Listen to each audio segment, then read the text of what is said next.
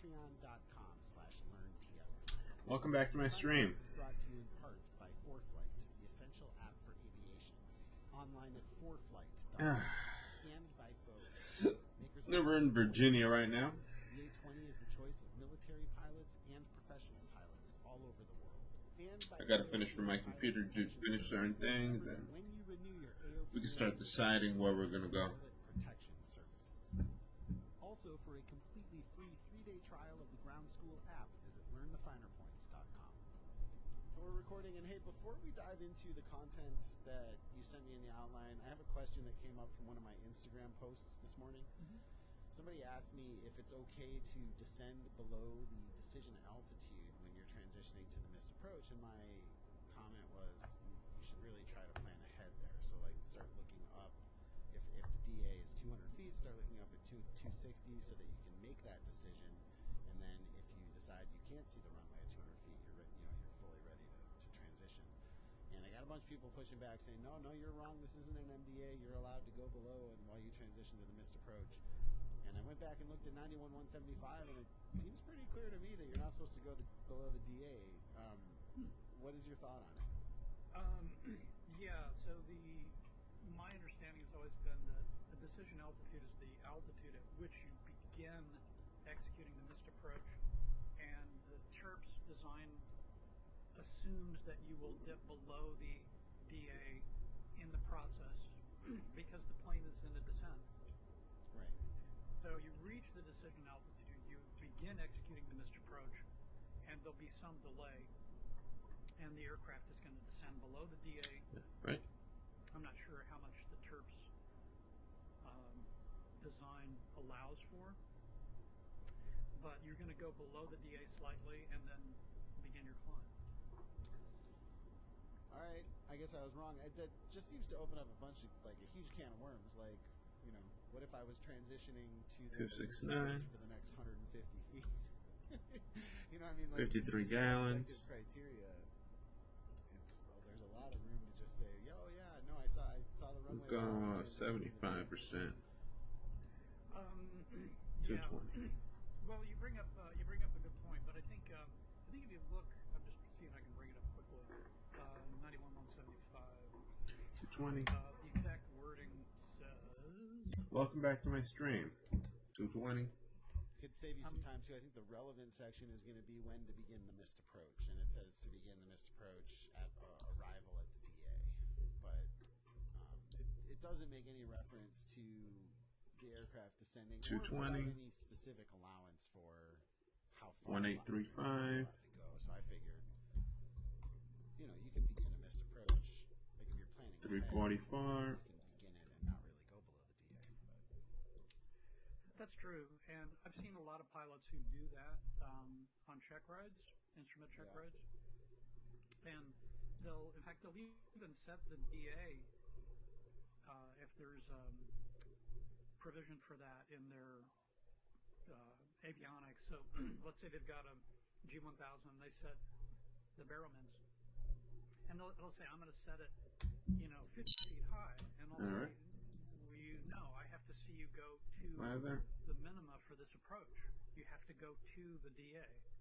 And they always look at me and they go, well, for risk purposes, I don't do that. And I'm like, well, I understand that, but for evaluation purposes, I have to see you go to the DA and then start the approach, or the missed approach segment, if they're going to fly the missed approach. Yeah, interesting. Now, I usually brief people and say, how each approach is going to terminate. I don't spring it on them in the moment, saying, you're doing you don't see the runway, you got to go miss right now. I always tell them in advance, you're going to do this and plan for a missed approach. Right. But I do sometimes see pilots trying to, So currently in Virginia, we're going to LaGuardia Airport. Once you have your instrument rating, I encourage you to do from Virginia. But for the purposes of this check ride, well, let me just ask you a little bit. 344, 344. A tolerance, which if it were exceeded would catch your attention. Like, let's say I am, quote, transition. I get to the DA. Something's going on. I realize I can't see the runway. Meanwhile, we're descending. And now I say, okay, I'm going to execute the missed approach, and I slowly bring in the power, and I start to clean the airplane up. And let's say we go 150 feet below the DA. So now we're go. 3044. or sloppiness on that side of it. KLGA, KLGA. They're supposed to begin the missed approach, reaching the missed approach point or the decision altitude. So if they go through the decision altitude and they go, oh yeah, I'm going to start the missed approach. I was like, I don't need to hear a narrative. I just need to There we go. do it. It's probably going to be like an hour and 20. You know, it's like taxiing onto the runway and saying, Departure, now I'm going to run a checklist. 1 a.m. No, it's a to timing thing. 5,000. And it's for safety reasons. But how many feet? I don't know. Somebody gets more than 50, 80 feet below the DA. 195. In getting the plane ready to go for the mist, then I would say, yeah, you can, and I would have to look closely at the what the ACS says, but I think for the missed approach task, it does say promptly There we go. begins the missed Route. approach procedure, upon reaching, et cetera, et cetera. Yeah, because I have like 91175 is pretty ambiguous and almost downright contradictory. Where I looked at it for a long time, and there's that second section where it says when you need to begin the mist. It says you need to begin the mist if you go below the MDA, Leah. or upon arrival. That's it. We don't need much here. Right, so that's basically 111. Yeah, it's pretty clear. Well, it's clear except for the top part says no person may operate an aircraft below the DA. Unless. And so it's like, it's clear, but it seems to Let's see. the front part of that, right? Well, so there's a 1111. where this talks about when you can operate Mode C. Flight plan. references by all means. This is Leah right there. But it basically says the missed approach. Ready to send. ATC. The appropriate missed approach procedure when either of the following conditions exist. There's no ATC. You don't have the Well, visual references in 198. We're out of Dodge. We could just go. It's operating below the MDA. You went below the MDA by mistake. Okay, and you don't have visual references. Then go upon arrival at the missed approach point, including the DA, immediately execute. So, yeah. Yeah. I wish I'll do some research and I'll see if I can find a specific chirps tolerance because they try to. Ladies and gentlemen, Captain Care from the flight deck. On behalf of X-Plane Addicted and Passenger Effect. Ladies and gentlemen, this is a final boarding call for your flight. Please proceed to the departure gate. Thank you and have a pleasant journey.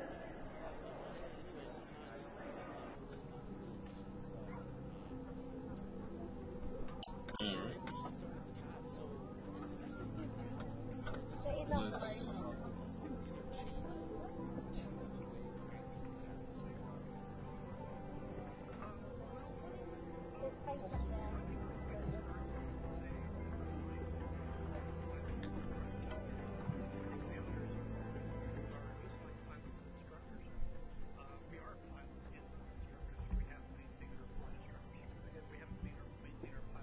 But in addition to that, we have to go through recurrent training every 2 years.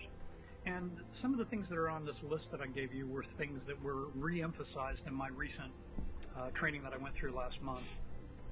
So these are things that have always been there, but there were things they wanted to emphasize that we should be sure that we're doing and we're including in the plans of action that we come up for each of the tests we're going to do.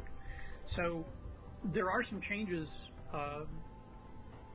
which were kind of emphasized to me that I hadn't really thought about. And when they said it out loud, it made sense that the instructors from the FAA, yeah, this would be something that really I should have been doing all along.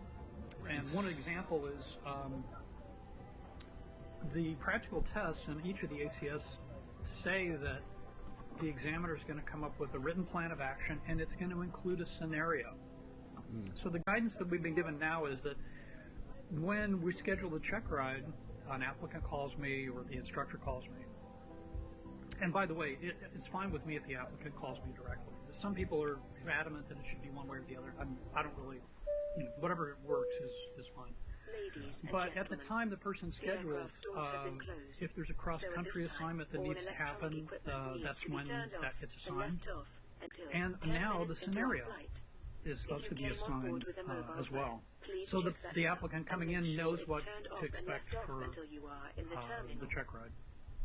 Yeah, Now, what interesting. I'd done That in the happens- past was I would just give the scenario, once we sat down and got through all the paperwork, I'd say, okay, here's the scenario for today. And actually, I think it makes sense to give the applicant the heads up, this is what's coming in advance.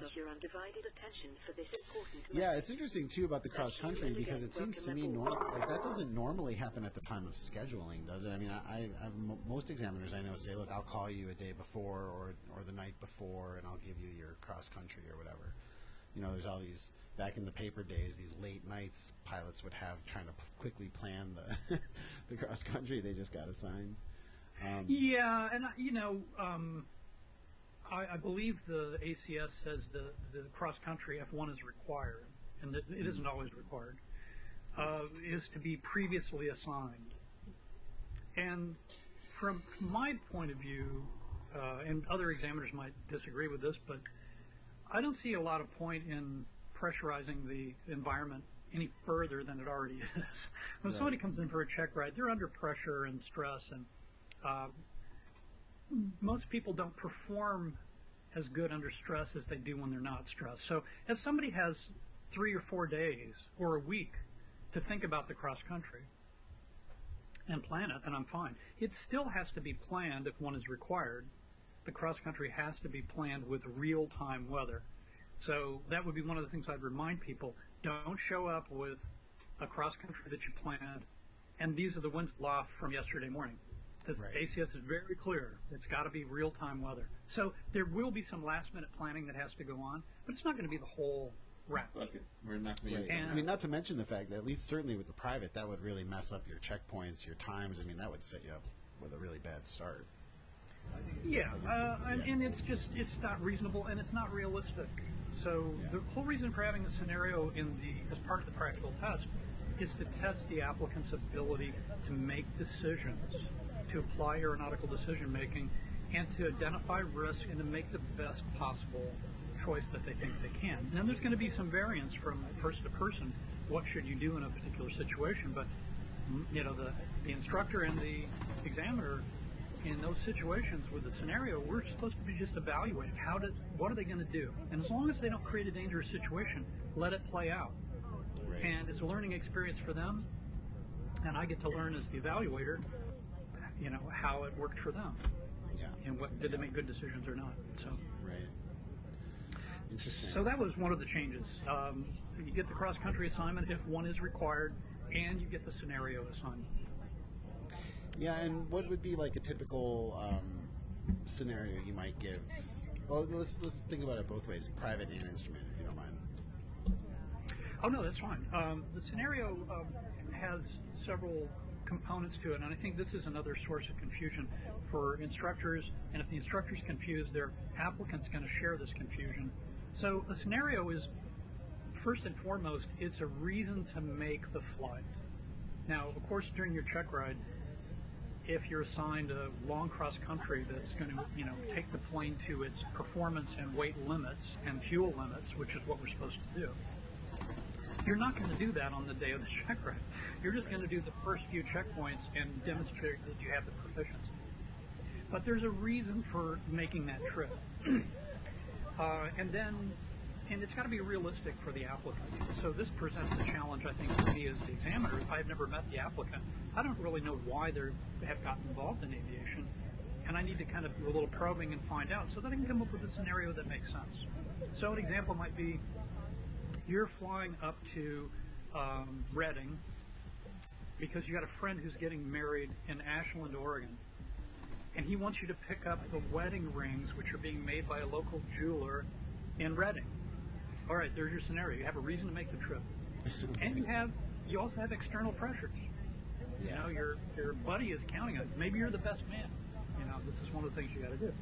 Yeah. So that's the scenario. Here's the reason why you're making the trip. Then the things that come into play, both during the planning section on the ground and in the air, are triggers. And trigger events are things that upset the apple cart and make you have to reevaluate what's going on. And there are all kinds of triggers that are possible. One might be that you discover a discrepancy with the plane during pre-flight, and you've got a tire with a flat spot. How bad a flat spot is it? There's nobody at the departure airport to fix it for you, but there is a person who will fix it for you in Reading. Now, would you make that trip? What are the hazards that this tire presents? Is it a hazard in flight? Probably not. Right. It's a hazard for ground operations, takeoff and landing. So what are the differences between going up and doing pattern work with that tire and doing 12 touch and goes? Well, significantly higher than doing one takeoff and one landing, but there's still a risk. And then, you know, the applicant gets to say, well, this is what I would do. Wow, and it's tricky business for you, I would imagine. I mean, my first instinct is that people would just be overly conservative. You know, it's a check ride. They're sitting there going, "No, I wouldn't do that. I'd cancel or whatever." Like that's the easy answer. Yeah. And that's fine. You know, they might just say, "I had a plan B.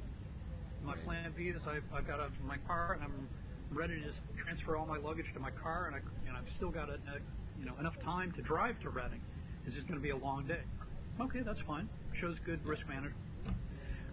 Then another trigger might be when you're in flight, or even before you take off. A passenger's late arriving, and so now by the time you get to Ashland, it's going to be after dark.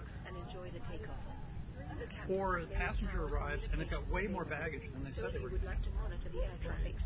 You know, all kinds of things like that. And then in flight, there are the other typical triggers. Hey, the engine seems to be running a little funny.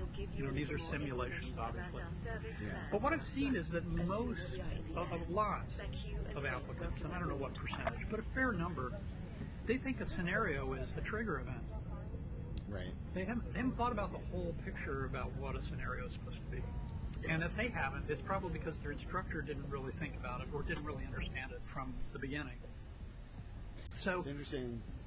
Do you find that there are instructors that do a better job of, I mean, you know, there's buzzwords like scenario-based training, but I do think it's harder than it sounds, you know, to really work that into flight training in a way that has an impact on people, other than just discussing a few scenarios here and there. Do you find that there are instructors that are good at this and, you know, have applicants that are noticeably better? Yeah, I definitely have seen some applicants really understand what a scenario is. And some have obviously experienced a trigger event like a simulated engine failure at some location other than downwind to beam the numbers. I see a lot of pilots, you know, we have a simulated engine failure. I mean, that's one of the tasks for private pilot that you're going to have to do. And I see a lot of folks, I give them a simulated engine failure and they're 5 miles from an airport, but we're at 4,500 feet. And they have plenty of time to get to that airport and plenty of potential energy to make it there. And it's, well, my instructors always fail the engine downwind to beam the numbers. Like, well, that's not where engines can fail at any particular point. I don't think they always fail in the pattern, you know. Yeah.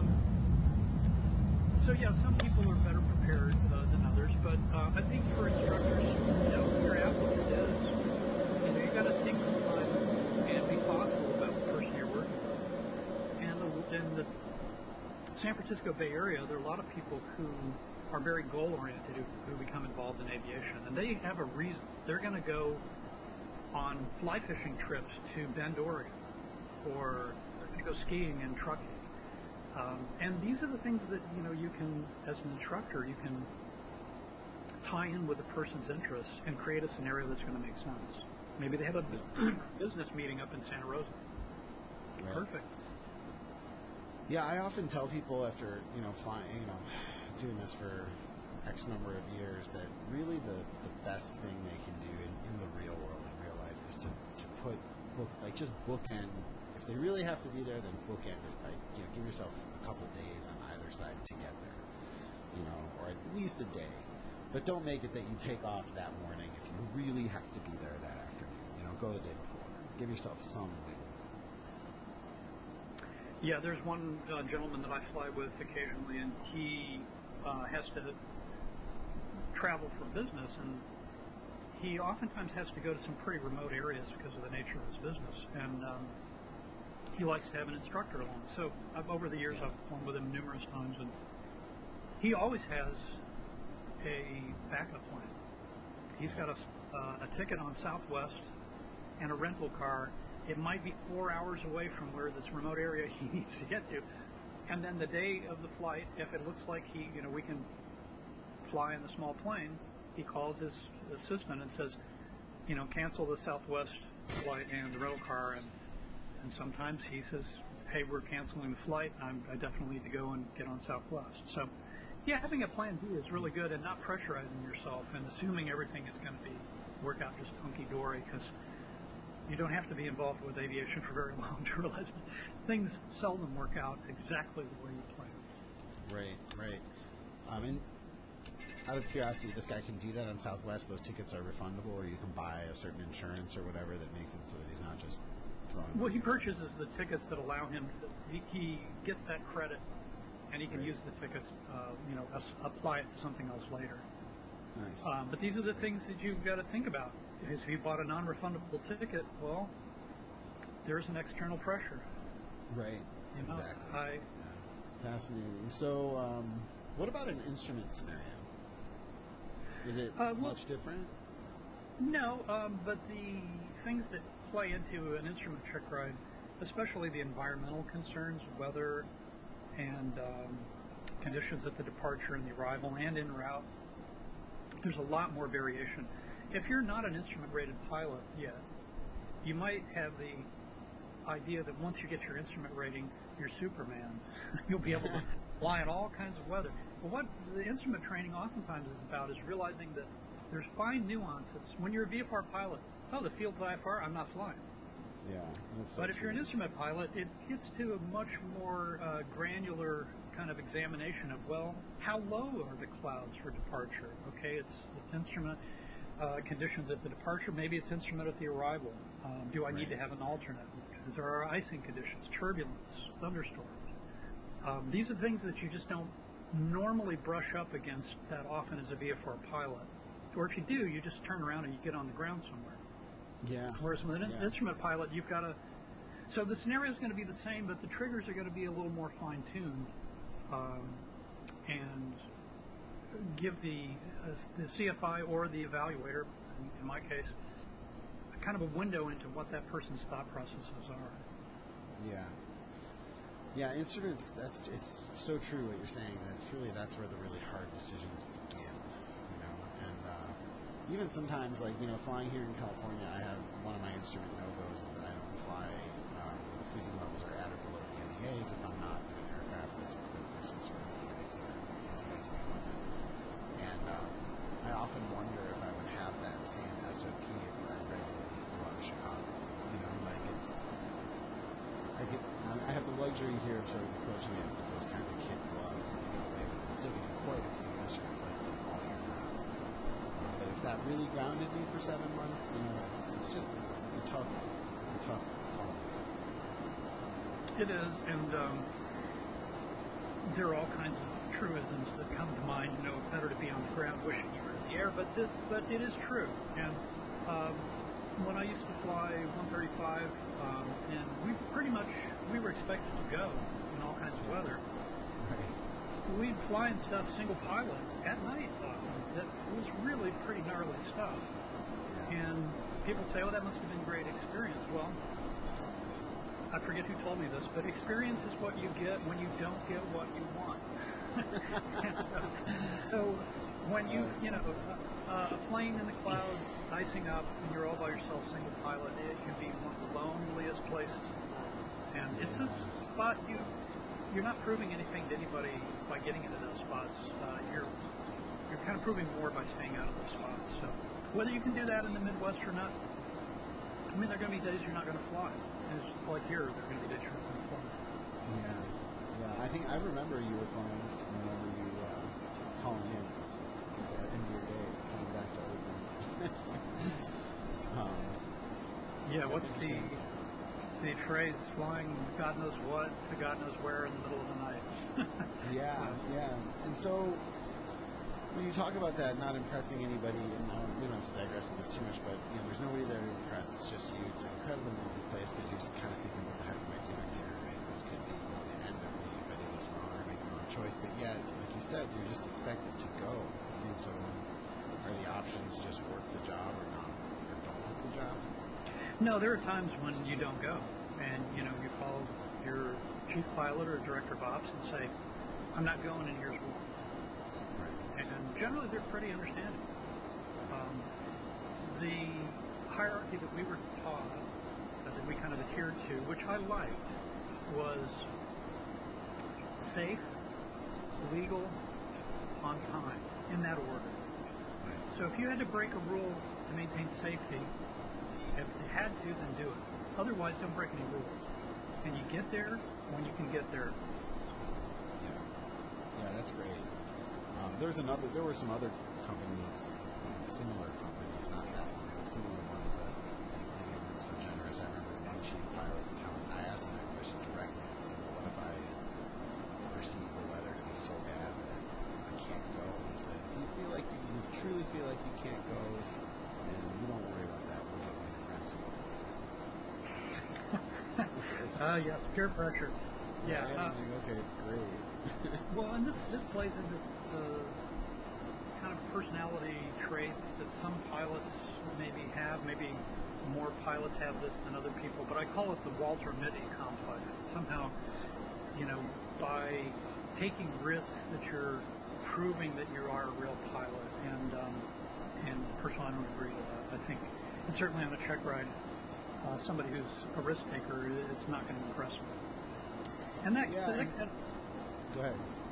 Well, and that kind of gets back to this aeronautical decision making. So one of the things that I see a lot of applicants struggle with is I have to ask them, what is aeronautical decision making to you? What's the process? How do you define it? And it's not that I want to hear a rote answer memorized, but I want to hear that they have some sort of systematic way of evaluating and making the safest, best decision they can make. So if you are being trained to use scenarios and you're training on a regular basis, then the decide model, for example, the dreaded decide model, should not be a mystery. Right. And I think a lot of instructors make it more complicated than it needs to be. So when we go through the decide model, one of the things when I teach people is, okay, you determine a change has occurred. Well, what is that? That's a trigger event. The weather's changed, the engine's running rough, you don't feel so well, your passenger's sick, something happens. And then estimate how much do I need, how serious is this? If somebody's got chest pains, the passenger has chest pains, I got to respond to that now. The engine just quit, I got to respond to that now. If I've got a low fuel caution, but I think it's spurious, I think it's a bad reading, well, I should probably get on the ground pretty soon and have somebody check it out. And then choose a desired outcome. This one's really easy. Because I don't know about you, but when I take off in a plane, I always have the same outcome in mind. I want to land on a runway at an airport. Yeah. I don't want anybody to be hurt on board. I don't want the plane to be damaged. I don't want to damage any property on the ground. I would rather not land in a cotton field, ditch in the water, land on a levee road. Those are less, So, and then you can go through the rest of the decide model. But if you're doing that on a regular basis, because you're doing scenarios in your training, when I ask you during a check ride, I'm not going to get crickets or deer in the headlights. I'm going to get, oh yeah, I've done this in my training, boom, boom, boom. And that gives me as an evaluator confidence that this person has received good training and this person is equipped to operate in the national airspace. Yeah, it's interesting. And we're talking about these scenarios where you have to put people in these hypothetical situations to try and determine their ability to do this stuff safely. And I guess my comment up front was, I would imagine people are overly conservative. But I guess maybe I'm taking something for granted. Do you ever encounter somebody that actually is not afraid to demonstrate that they're cavalier and be that macho person that you just described? Does that ever happen, like, to your tire example, just being like, oh, whatever, come on, you and I both know that's no big deal, of course I would go there. Or just, are there ever signs in that direction? Yes, I have seen it, and it is concerning. But the other thing I'll mention is, and this is one of the things I learned when I became an examiner after giving numerous check rides, is that a person's true character is going to be revealed, whether they want to reveal it or not. Because we're going to spend a couple hours on the ground and a couple hours in flight, and nobody can hide that.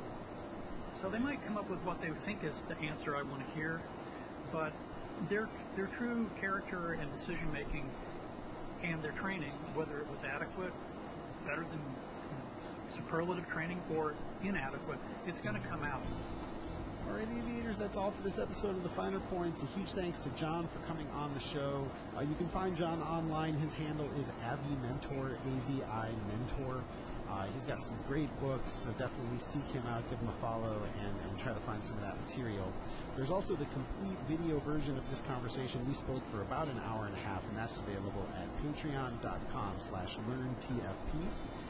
If you are ready to get out of the house this summer, if you are tired of the COVID lockdowns, please consider joining on one of our airplane camp adventure trips. We've got a huge group coming, and you can find out more information at learnthefinerpoints.com.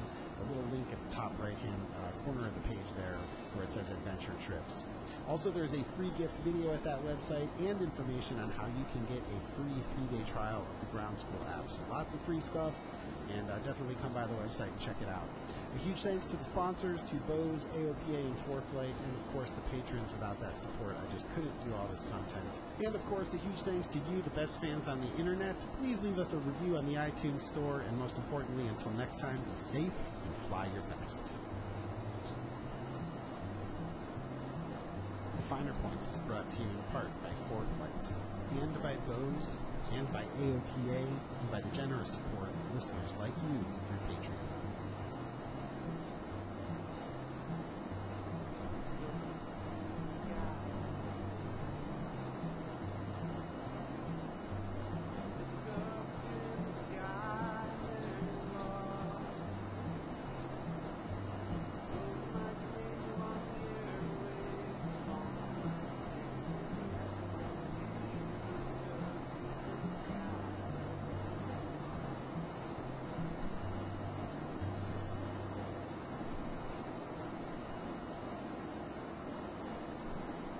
Do you want to know the top 3 mistakes made by instrument pilots?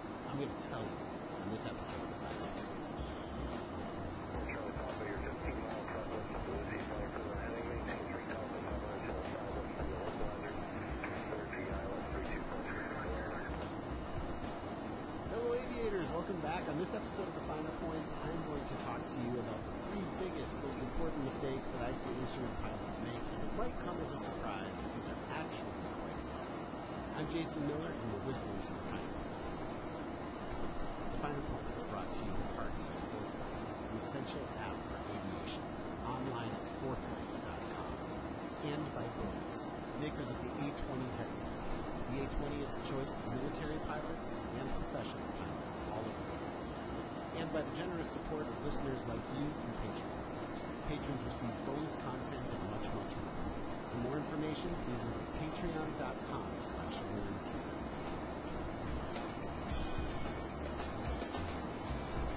Hello aviators, and welcome back to The Finer Points. So the YouTube video this week is about the 3 most common mistakes that I see under IFR when people are working toward their instrument rating. And I was going to take a moment here to elaborate even further on these things right here in the audio podcast, because this is such an awesome place for me to sort of expand a little bit and sort of talk from my heart about really some of the more detailed stuff. This is stuff we can't really get into in the video.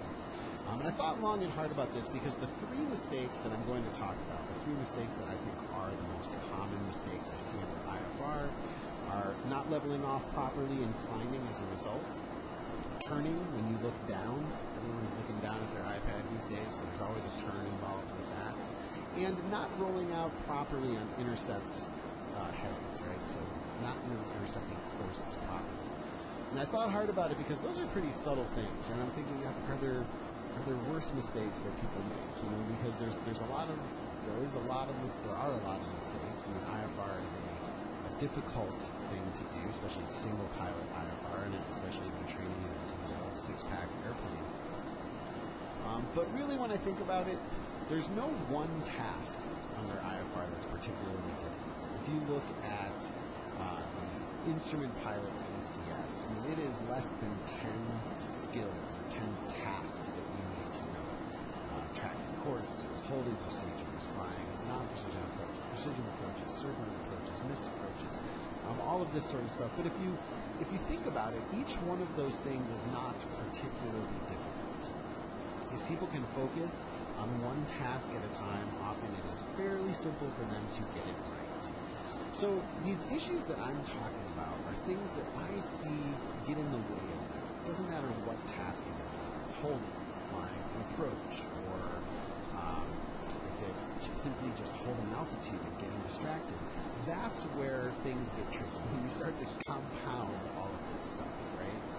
There's that old saying about instrument pilots, that old visual of a juggler. He's got 5, 6 balls in the air. Great juggler, circus juggler. You throw him a 7th ball, an 8th ball, but eventually there's a ball that just knocks them all down. The whole house of cards comes down. It's not like you just miss that last ball. The whole house of cards comes down. So there are some small modifications that can be made that will eliminate these 3 mistakes from happening to you, and as a result, it'll show up as a positive effect on any one of those tasks on the instrument pilot ACS when it comes up on the instrument flight. So let's look at the first one, not leveling off properly. I just see this as so chronic, not so much from airplane owners. People that own their own airplane tend to come to fly that airplane quite precisely. But those who have done their private, say in a Cessna 172, may have been taught that to level the airplane off, you simply pull the power back and it stops the climb. And that is true. If you pull the power back, it does stop the climb. So if you're climbing along here at 74 knots and you just pull the power back, the climb will stop. Let's say you pull the power back to 2,100 RPM. The problem is, a 2,100 RPM power setting and level flight in 172 is about 95 knots. So here you are climbing along at 74. You've got the aircraft trimmed for that best rate of climb, so your tail is all set up to keep the aircraft at 74 knots. When you pull the power back to 2,100, you might stop that climb momentarily, but now, over the next 5 minutes, 10 minutes, as the airplane begins to accelerate, you will need to modify the pitch, or you will go right back into that climb. The aircraft is trimmed for the climb. So, as we said, in instrument flying, when all this stuff starts to pile up on you, you level off, you think it's done, you might even do a checklist and say, okay, my level off is done, then you're going to move on. What's next? Chart, do I have to fix my radios? And as you do all that other stuff, the aircraft is going to go right back into the climb. It is so common, I can't even tell you how often this is. So what'll happen is, this is the way it always looks to me, is good pilots will notice it. So they're looking at their chart, shoot, 200 feet high, they pitch forward, adjust the trim, they back to the chart, 100 feet high, they trim. You can get rid of all that. You can eliminate that. And on a check ride, by the way, that's the kind of stuff that if it doesn't just end the ride right there, it starts the examiner down the path of thinking this person is not prepared, this person can't even fly a basic level, right?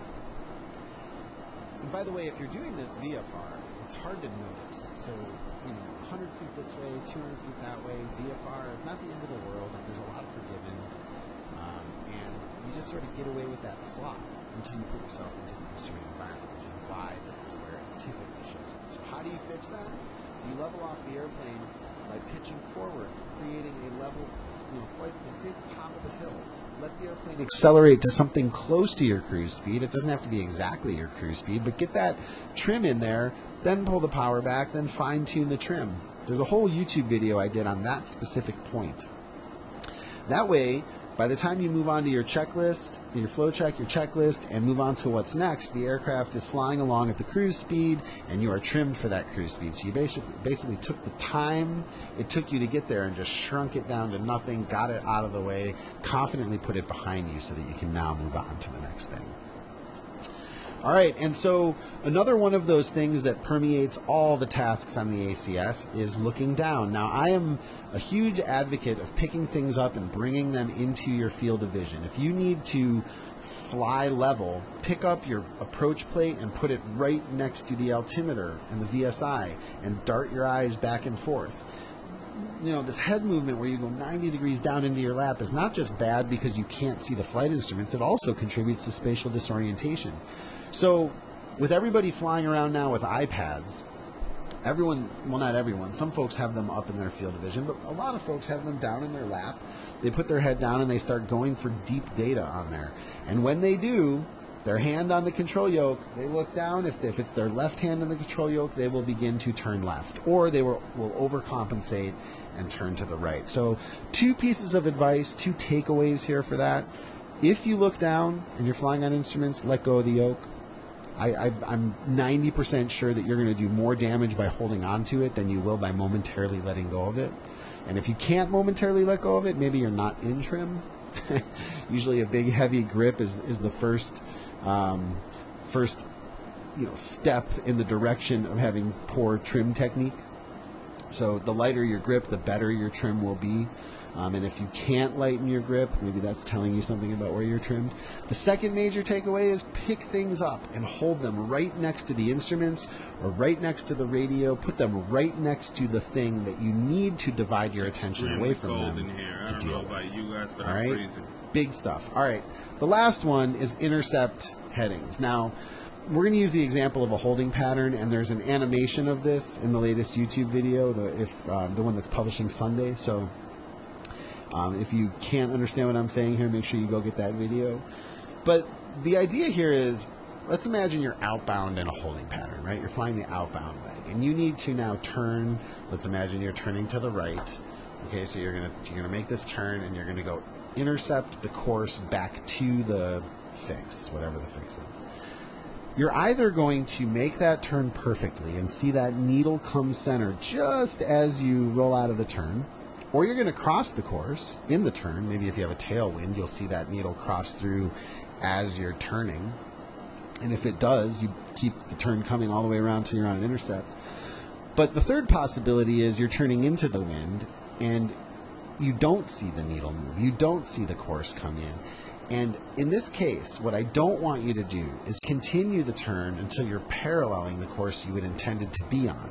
Have enough situational awareness, have enough presence of mind to realize I haven't yet intercepted this course. If I continue turning, I'm simply going to parallel it and stop the turn early on some intercept heading. All right? If you don't do that, it really shows a lack of a situational awareness, and it'll drive your instructor crazy. So just think about that. As you're turning, you should really understand what the intercept headings are, whether or not you are going to intercept the course you intend to intercept, and if you're not, make sure you stop short on an intercept angle, or if the course crosses through, continue the turn so that you end up on an intercept angle. You're not just arbitrarily turning to some heading, you're intending to intercept that course. All right, those are my 3 things. There's a video publishing on this very same topic this coming Sunday. So anyway, food for thought if you're an instrument pilot or if you're an instrument candidate. All right, aviators, that's all for this episode of The Finer Points. A huge thanks to the sponsors for their support of this show. Remember that when you renew your AOPA membership, you should select Pilot Protection Services. Also, please go check out ForeFlight, the essential app for aviation, online at foreflight.com. There is a free gift video at learnthefinerpoints.com. There is also a free 3-day trial, full-feature 3-day trial of the Ground School app if you haven't yet seen it. If you are a CFI, you get the app free, so simply email support@learnthefinerpoints.com, putting CFI Club in the title. And remember, there is a video version of this podcast at Patreon. We do monthly hangouts with the patrons. There's tons of bonus content going there, including some Q&As every week, excerpts from my lessons with Joe, and much, much more. Anyway, you guys are the best fans on the internet. I truly appreciate your support, and until next time, be safe and fly your best.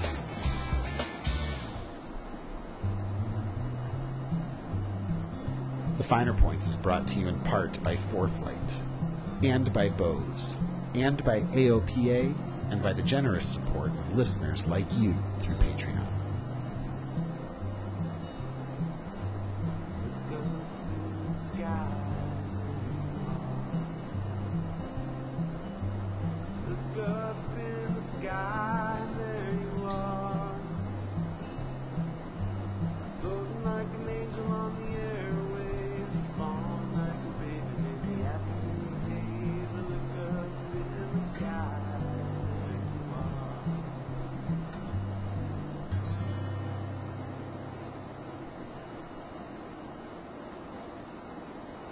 You got to have fun in between. And when I wanted to do it, I told my dad, I said, I want to be a pilot when I grow up.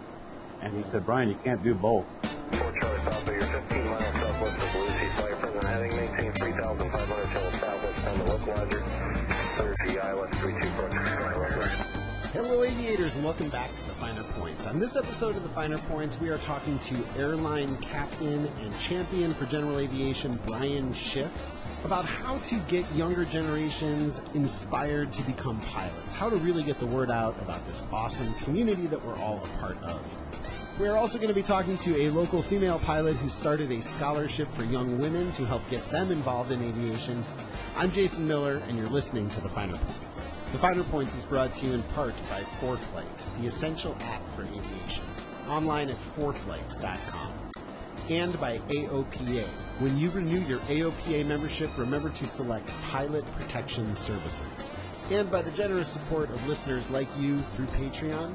Patrons receive bonus content, do live hangouts with me, and much, much more. For information on how you can support the Finer Points and get bonus content, please visit patreon.com/learntfp. All right, aviators, welcome back. So in this episode here, I'm going to be talking with Brian Schiff and also a woman named Jamie Liu about how pilots get into flying. Like, I'm not somebody that comes from an aviation family. To me, it was a kind of out of left field to ask my dad, to tell my dad at that point, I was in college, that I'm going to switch my entire momentum here and go learn how to fly airplanes. And really, I wonder what it is that gets people. I mean, we call it the flying bug, right? Oh, he got bit by the flying bug. And, I was the kind of kid that was walking to the airport literally and hanging out there on Saturdays.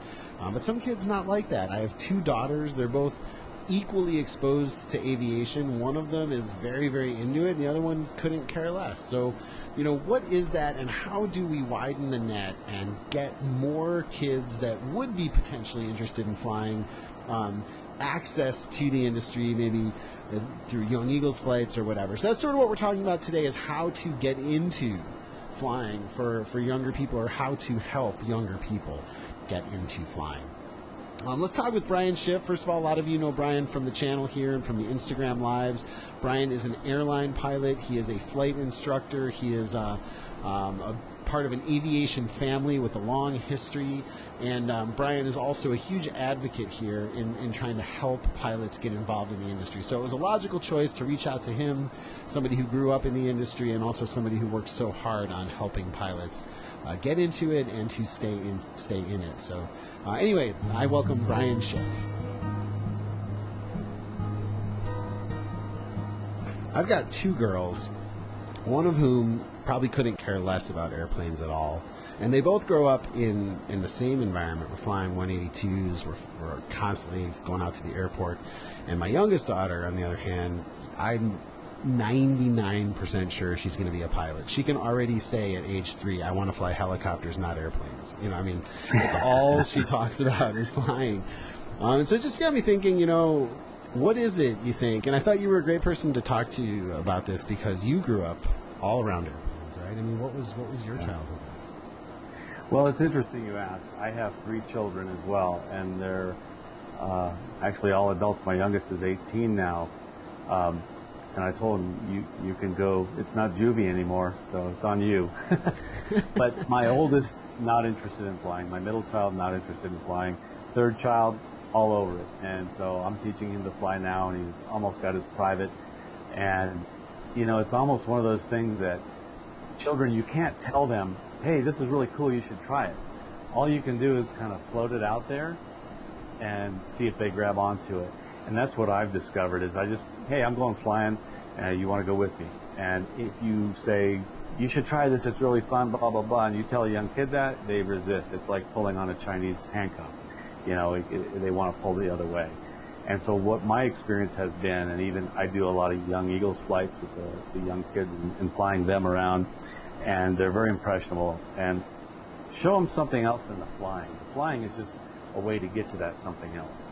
And then they want to grasp on, hey, I want to be able to do that. Like I'll tell my kid, hey, we're going to...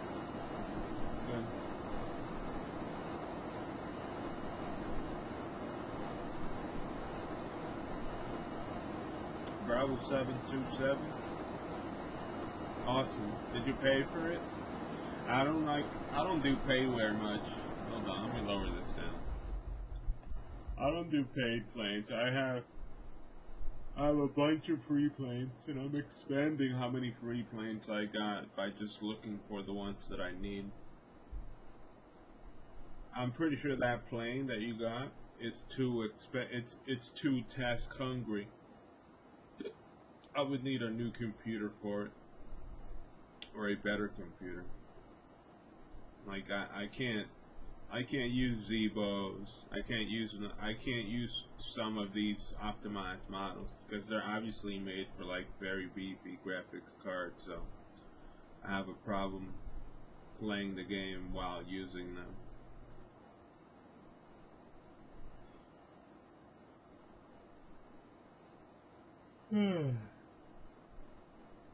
Awesome. Hope you have fun in flight. I've been getting really tired and I've been able to fly as much as I want to fly. Like, on all honesty.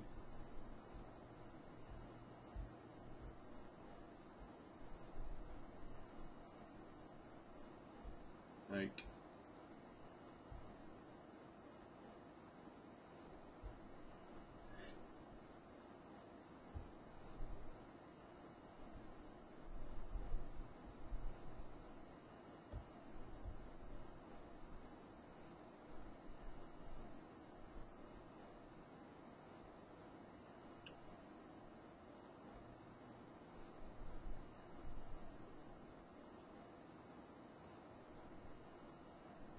now the thing is that my CPU can't take Vulkan.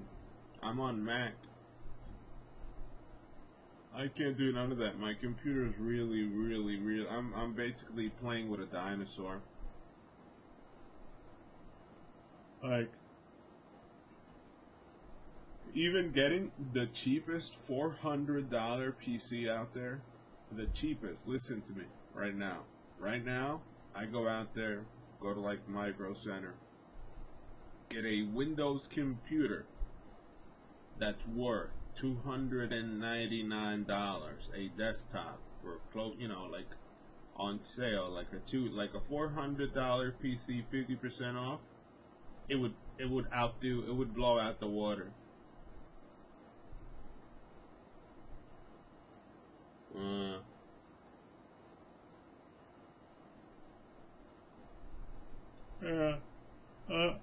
I've been thinking that how I could save this computer is just buy an external GPU. And I'm running it out of ports too, and an external GPU would need like a Thunderbolt and a case. And it's not for much gain. What could benefit me in frames, because basically for the stream or whatever, it's just using another laptop to stream. And that's what I'm thinking about. Like, I gotta fix this MacBook Pro that I got, and if they do fix it, I could use that to stream, and the computer wouldn't have the pressure to stream, because basically what takes the most of my gaming experience is just the encoder. It's not the games itself. The game is not resource hungry. This game runs this computer at these settings pushes like 50 FPS sometimes, or like 40 FPS sometimes. But what would make it better would just basically be sending the broadcast through another computer.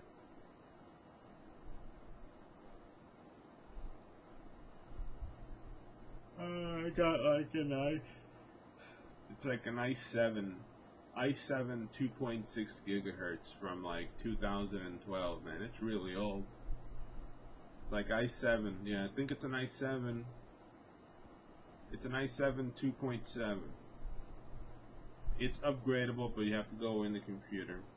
And I could still install on this computer, because it's the old ones, 32 gigs of RAM. I'm on 16 right now. So I can make it beefier. I can make the computer a little beefier by just getting 2 more sticks, or just getting 4 up to 32 gigabyte sticks to increase it to 32 gigabytes.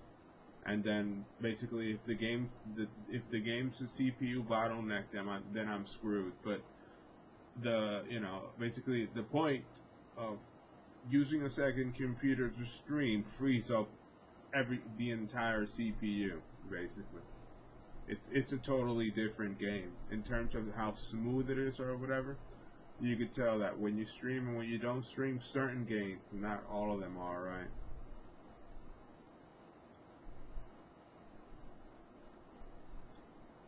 Oh yeah.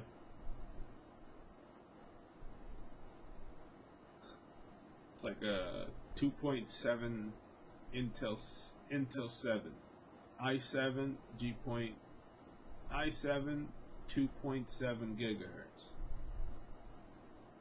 It's a very weak one. It's not that weak, it does what it has to do. It gets me streaming. The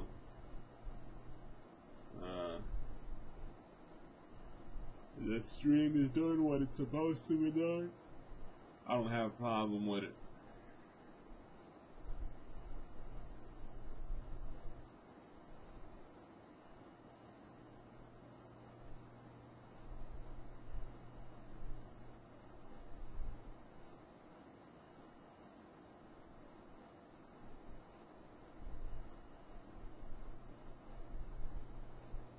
No.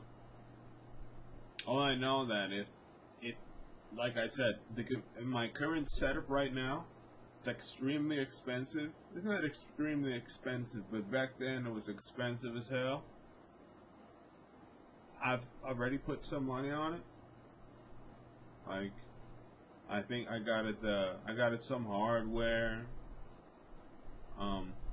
Like the back plugs. I have an external terabyte saving stuff or whatever.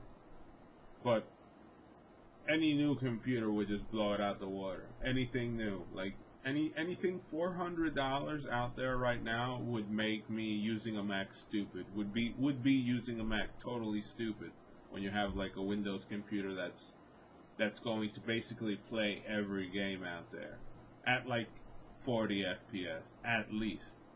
Any new window out there up to $400 will outdo this. And it sucks. That's why you're sitting there like, well, like you sit there and you're like, well, I just keep it. Like maybe in the future I'll continue dumping money on it, like get an eGPU or maybe expand the RAM or something like that. But for the most part, I see no need to it. The things that it's maintaining itself. If I wanted to make the stream a little better, it would just be streaming on another computer, and I would basically take all the information from this computer and put it on another computer. Like I could just AirPlay it or air broadcast the stream. Capture everything through a siphon, push that siphon to another computer, and the stream would be free. Like the stream wouldn't need, it wouldn't get the CPU wouldn't feel any difference.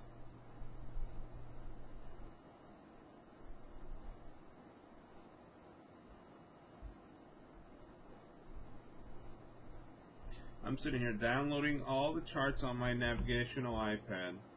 Every single chart. For a buffalo burger. You want to come with me? Yeah, I want to go get a burger. So it's all about going to get the burger, and they're like, that flying was, and I let them fly the airplane. Hey, you hold it level, keep the wings level, you steer it, and he's like all over that. Just absolutely loved it, and do some gamesmanship. Did you have any siblings growing up? I did. I'm one of the oldest of four, and only one of the others got into flying. My younger brother, which actually I taught him to fly. And he got into it, went as far as flying for the commuters, and then just got out of it because it was a bad timing. So there's two of us in aviation. He worked for Jeppesen as well. But not all of us did. Everybody's different. And some people it sticks, some people it doesn't. But when you take them up and have some fun, a lot of times that sets the hook. And just let them play around with the airplane, let them fly, and go for a ride. Air shows do it. I'm all for getting the minorities in, and as a board member for the National Association of Flight Instructors, we're talking about how do we get more diversity, we get more people, because I talked to some of the female pilots, airline pilots at work, and it's an interesting story. Several of them have told me that growing up, their mothers treated them like, hey, you need to learn how to cook and sew and do all these things. Never presented a profession as an option to them. And then when they learned they could, it was like a huge eye-opening moment.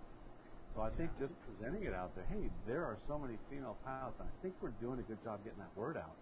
But any human can fly an airplane. Right.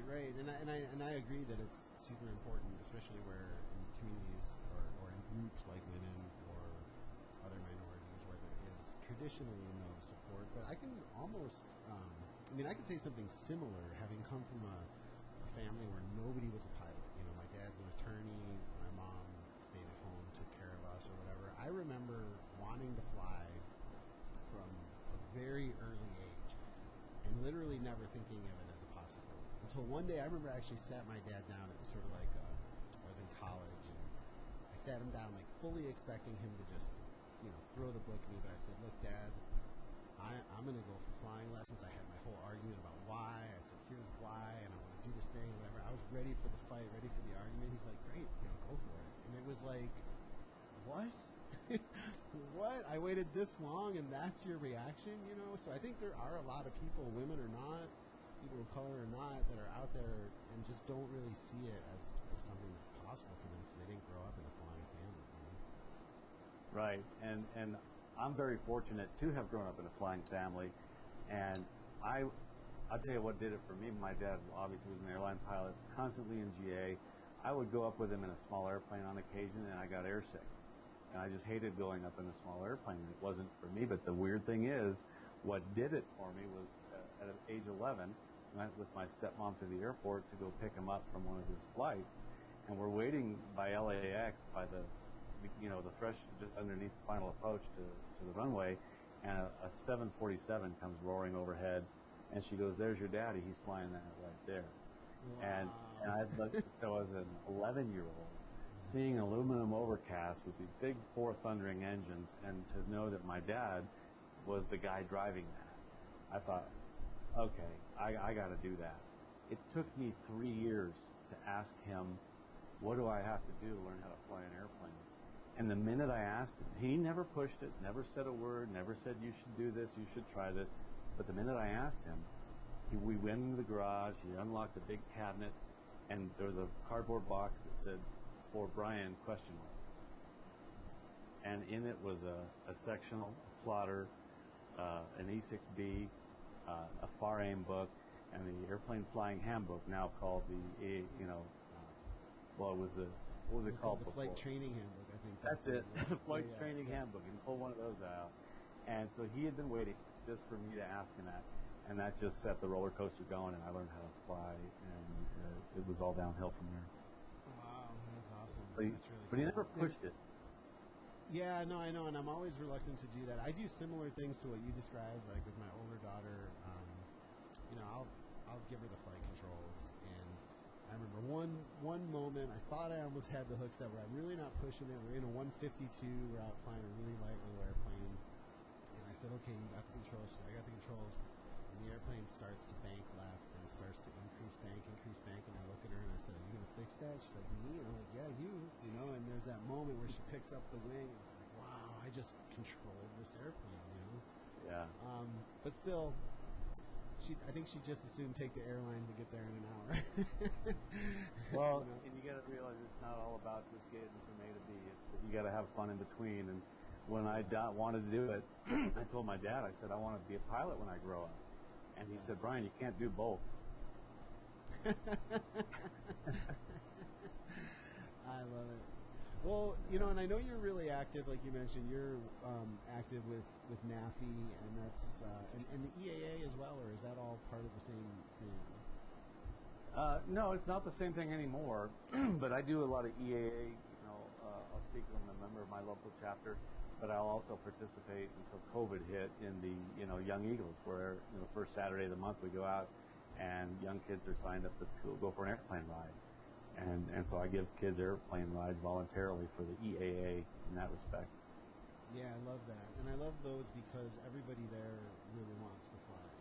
They're down there because they want to fly. I recently moved, from the Bay Area up to the foothills here, and I've been hanging out at Auburn Airport a lot. I don't know if you know nice. Auburn much. Yeah, but it's a wonderful little airport. Right? There's just a great community there. There's a nice little restaurant, little park for the kids kind of thing, and always seem to be different kinds of airplanes around and people around. And finally, someone said to me, we were taxiing out, and they're like, "Isn't it great that there's no fence here?"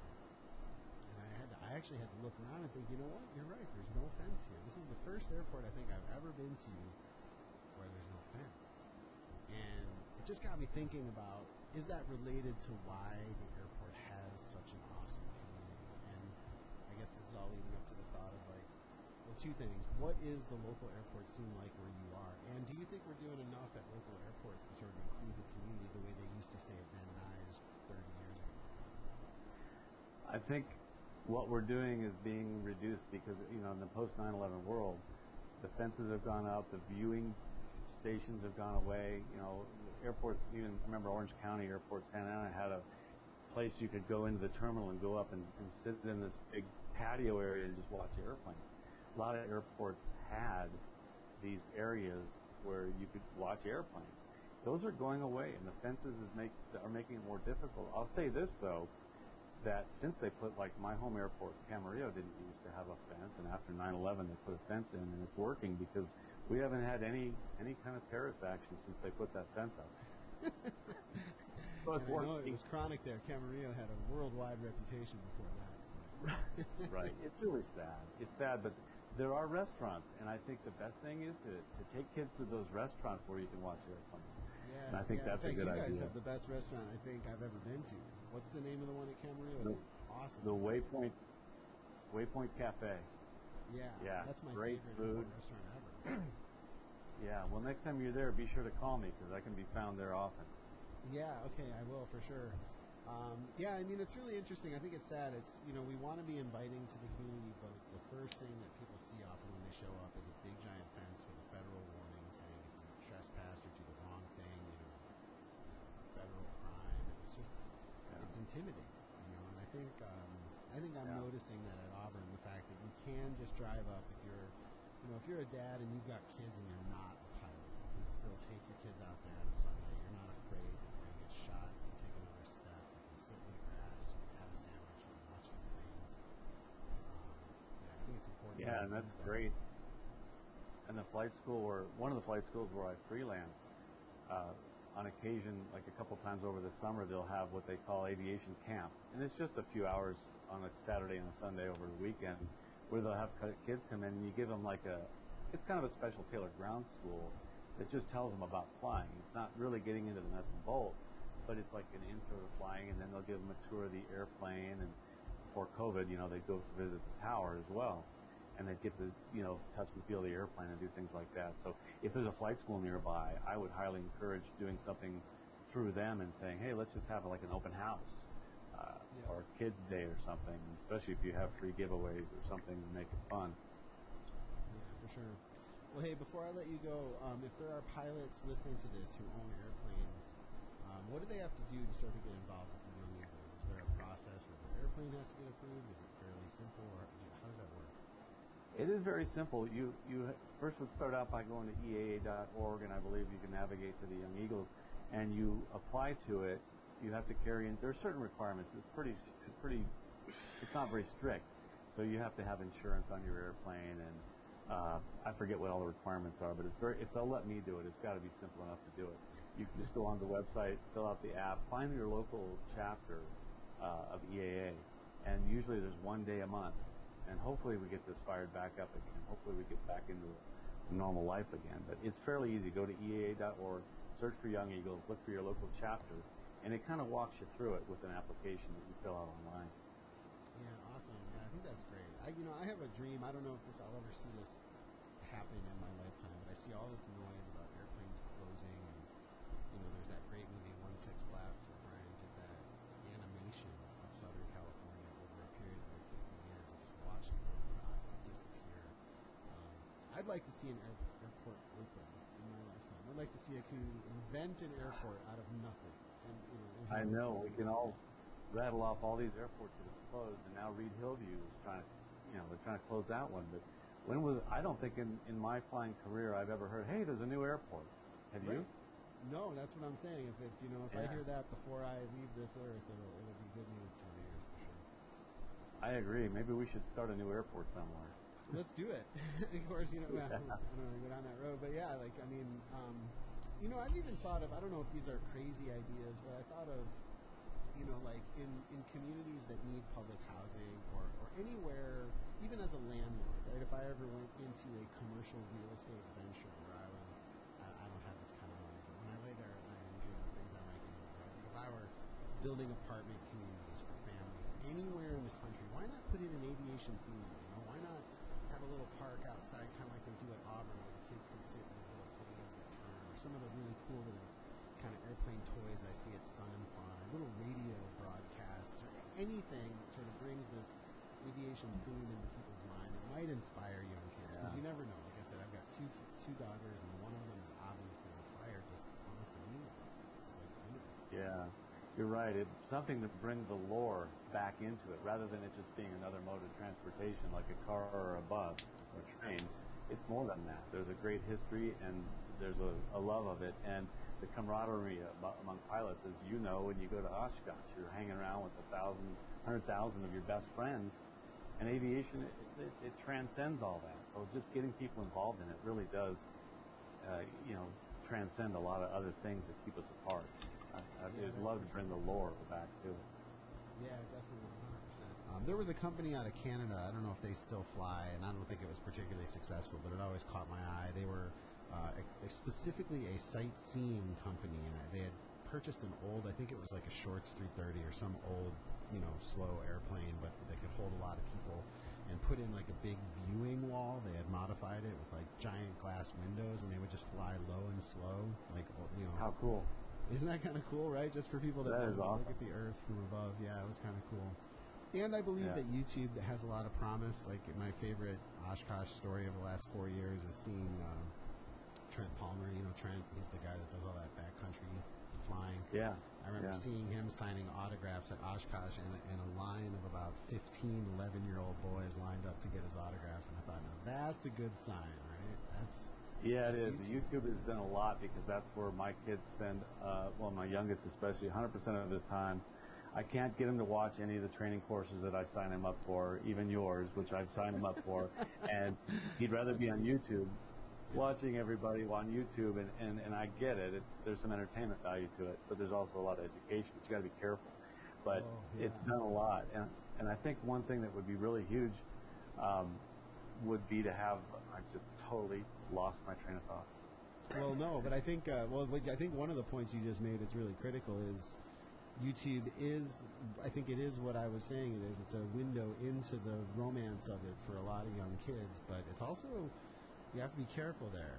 I worry that, one of the things that we're getting into a whole different topic here, but one of the things that I believe really hurt the industry in the 80s was the accident rates and the lawsuits, right? And we went through that whole period in the late 80s, early 90s where they stopped making planes, and it was just a really rough time for aviation. As much as I'd like to see it blow up again via YouTube, I think we have to be careful we don't fall into that same trap, because there's a lot of dangerous education on there as well. Right. And, fly-ins help, and having the Young Eagles thing, and I had another idea, and I forgot what it was, but I remember going to high schools and junior highs. I do a lot of that, and that really is huge, because you have a captive audience, and you start showing what it's like, and invariably I'll get 1 or 2 or 3 or 4 people out of maybe there's 100 kids in the auditorium, and they want to follow up on it. And so I think that's the best thing for flight instructors need to go to junior highs and high schools and just talk of career day. I think that's huge. Awesome. All right. Well, hey, Brian, I've taken too much of your time already. Thanks for coming on the show and discussing that with me. It's always good to explore ways to grow the industry. Absolutely. Thanks for thinking of me, and I appreciate it anytime.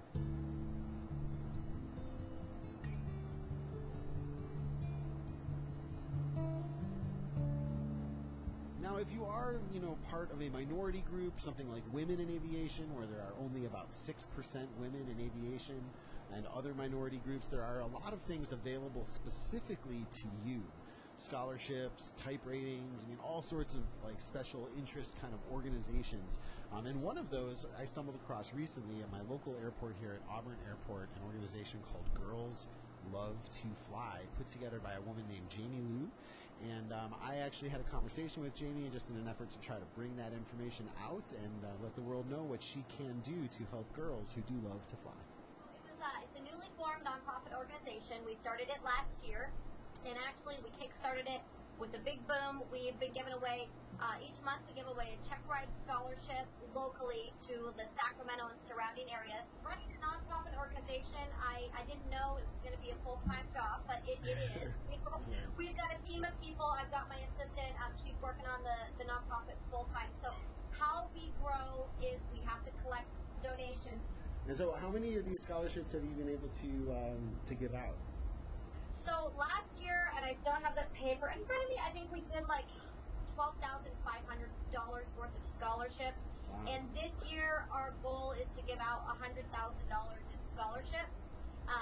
We think big, so, and we've already gave out, we've already gave out a lot this year, and it's only January. But yeah, our goal is $100,000.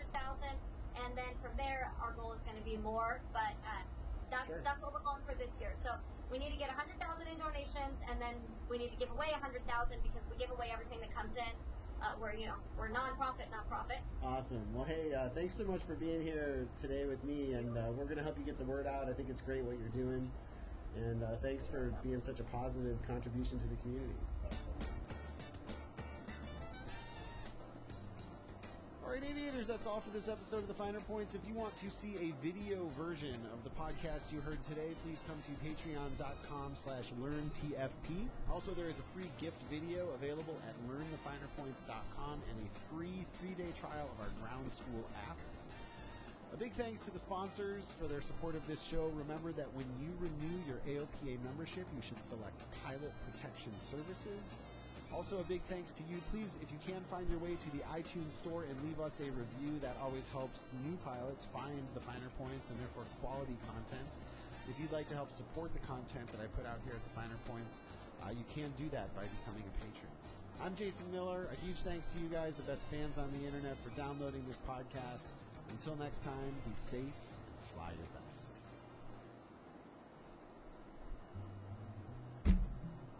Finer Points is brought to you in part by ForeFlight, and by Bose, and by AOPA, and by the generous support of listeners like you through Patreon.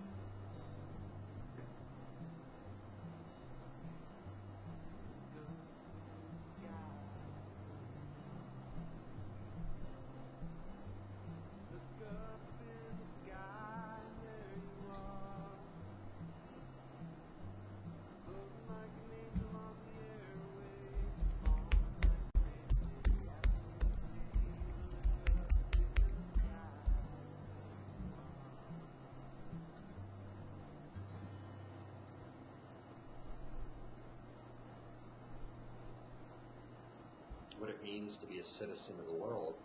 The point was that, in all these different places we asked it, the answers are remarkably similar.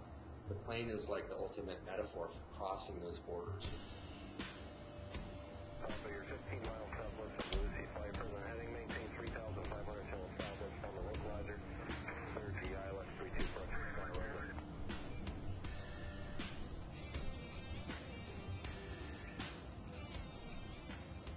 On August 10th, 2020, Robert De Laurentiis, aka the Zen pilot, returned from a polar circumnavigation. He flew a Turbo Commander from San Diego, California, over the South Pole and on around the rest of the world. On this episode of The Finer Points, we are talking to Robert about this epic adventure, what he learned along the way about people and airplanes, and why he chose to take on such an ambitious journey. I'm Jason Miller, and you're listening to The Finer Points. The Finer Points is brought to you in part by ForeFlight, the essential app for aviation, online at foreflight.com, and by AOPA Pilot Protection Services. Remember, when you renew your AOPA membership, add Pilot Protection Services. And through the regular support of people like you through patreon.com. There's tons of bonus content up on Patreon, including a video version of this conversation today and much, much more. For information about how you can support the Finer Points and get bonus content, visit patreon.com/learntfb.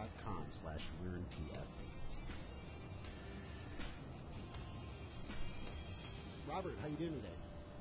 Doing well, Jason. The docuseries is called Peace Pilot to the Ends of the Earth and Beyond. And we have my fourth book coming out by that same name, but you're right, it is the citizen of the world. Excellent. All right. Well, I have so many questions for you about your journey. Maybe, like, one of the things I heard you say when I was looking at the trailer was, you really set out to do this to see what you could learn about aviation, about yourself, and about the world. Being that this is a flying show, can you say in a nutshell something that you learned about aviation from the experience? Well, the more preparation you do for anything, the better your flight is going to be. And we spent almost 2 years getting ready for this flight. So, I often speak on survival and dealing with difficult situations. But probably the most important thing a pilot can do is take steps so that they don't put themselves into that situation where they need to practice those expert skills. And hopefully they have those skills, right? Because a lot of pilots are not doing survival classes, they're not doing the training that I think comes with the responsibility of flight. Yeah, that's great. That's very true. It's always one of those things. I call pilots cautious adventurers, right? Like, we're risk mitigators. We're not out there. We're not like the base jumping crowd necessarily. We like adventures, but we like to sort of plan it out and be able to consider that we've mitigated all sorts of risks. To that end, you said that you've done a fair bit of survival training. Is there any specialized? Well, did you have like a gun, for instance, with you on this trip? Like, was there any special equipment that you had in the event that you did go down in a polar region or in Antarctica? Yeah, I had a survival bag that was expertly prepared by an organization called CAPS Aviation. They're up in LA, and there's a guy named Tim Nealon, and he's been teaching survival classes since Vietnam. And just a wonderful organization. I've attended 3 of their classes, and Tim took a personal interest in my trip and designed a survival bag that was good for Arctic, desert, mountain, every situation that I would be experiencing, open ocean as well. So, you get it down to the fundamentals first, and as long as you're breathing, then you're trying to make sure your body temperature is warm enough, and then, you can wait days without food and water, but they say that hope is the one thing that you can never lose. So typically people that survive in extreme conditions are the ones, believe it or not, with families, and they're holding on because there's somebody that's relying on them, somebody that cares about them. Yeah, that makes a lot of sense. And I was sort of half joking about that question, but do you consider wildlife? I mean, I've heard flying over polar regions, you go down and there's a polar bear or something like that. Did you have any kind of weapon to protect yourself? Yeah, the polar bears are at the North Pole, not the South Pole, but I did fly over the pole as well. Flare guns are what are typically used to keep them away. I definitely had some flares. You can't really bring a weapon across international boundaries, so I didn't have a gun, but a flare gun has definitely been used to keep polar bears away.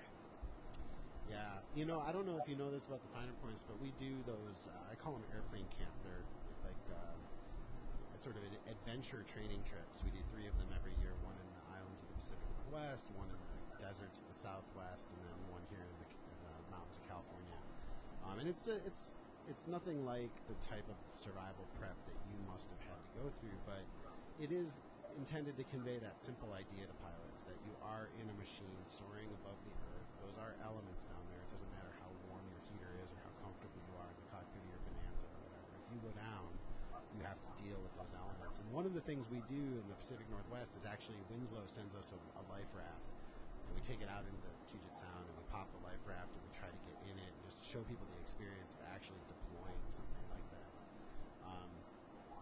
Did you do any kind of practical training like that? So in addition to having the survival bag packed by the folks you mentioned, did you go through any egress training, any life raft deployments, Yeah, there's an organization called Survival Educators, and they have this massive tank. And what they do is they strap you into a simulated cockpit. So it has different egress points, and you've got a 5-point harness, across your chest. And what they do is they shut out the lights, they drop the entire fuselage section into the water, and it shifts upside down, and in the dark somehow you have to get out from your seat and navigate out of the fuselage in the dark. And when you come to the surface, they have wind blowing and simulated lightning. It's absolutely terrifying. I would say about a third of the class didn't pass. Wow. And it's not just a one-time deal. They do it multiple times. So you're holding your breath, you're stressed out, and you've lost your orientation. You're just trying to find your way out. Yeah, that's great. What's that company called? Survival Educators. And, think about it. Even if you're not doing open ocean flying, if you're flying over lakes and rivers, I mean, it's not bad training to have under your belt. And I would say it gave me some confidence, but it also made me aware of what I was dealing with, because it's easy not to really understand all these different situations you might be experiencing, the intensity of them. And keep in mind, if you're in that situation, you're probably injured as well, right? Because you've gone down at some sort of rapid deceleration as well. Yeah, wow. So were you wearing an immersion suit for most of the flight? I was wearing the immersion suit over the South and North Poles, over the open ocean legs that I flew as well.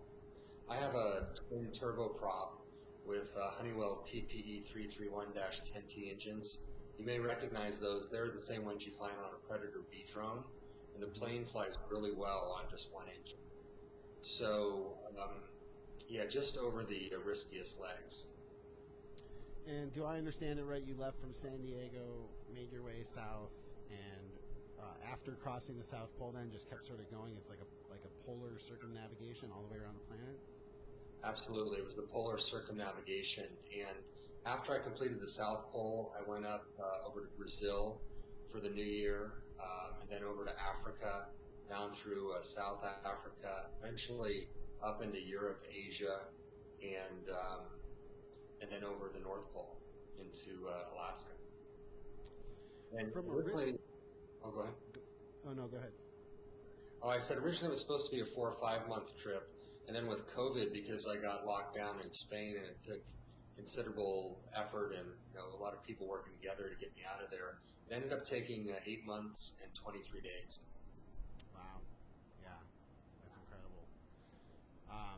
From a risk management perspective, did you find the South Pole or the North Pole to be very different? Was there one area where you were dealing with greater risk?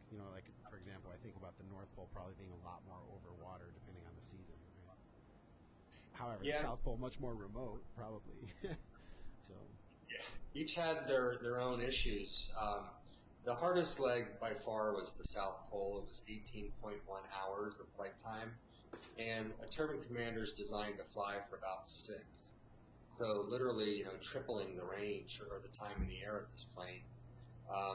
That was extremely difficult, and that's what we modified the plane for 2 years. There was certainly equipment failures over the South Pole because most flight management systems and GPS don't work. When I got to the North Pole, I actually was flying 3 different poles. There was the magnetic, the true, and the North Pole of Inaccessibility. And over the South Pole, I had lost my flight management systems or GPSs for about 15, 30 minutes, off and on. But over the North Pole, they went out for 5 hours.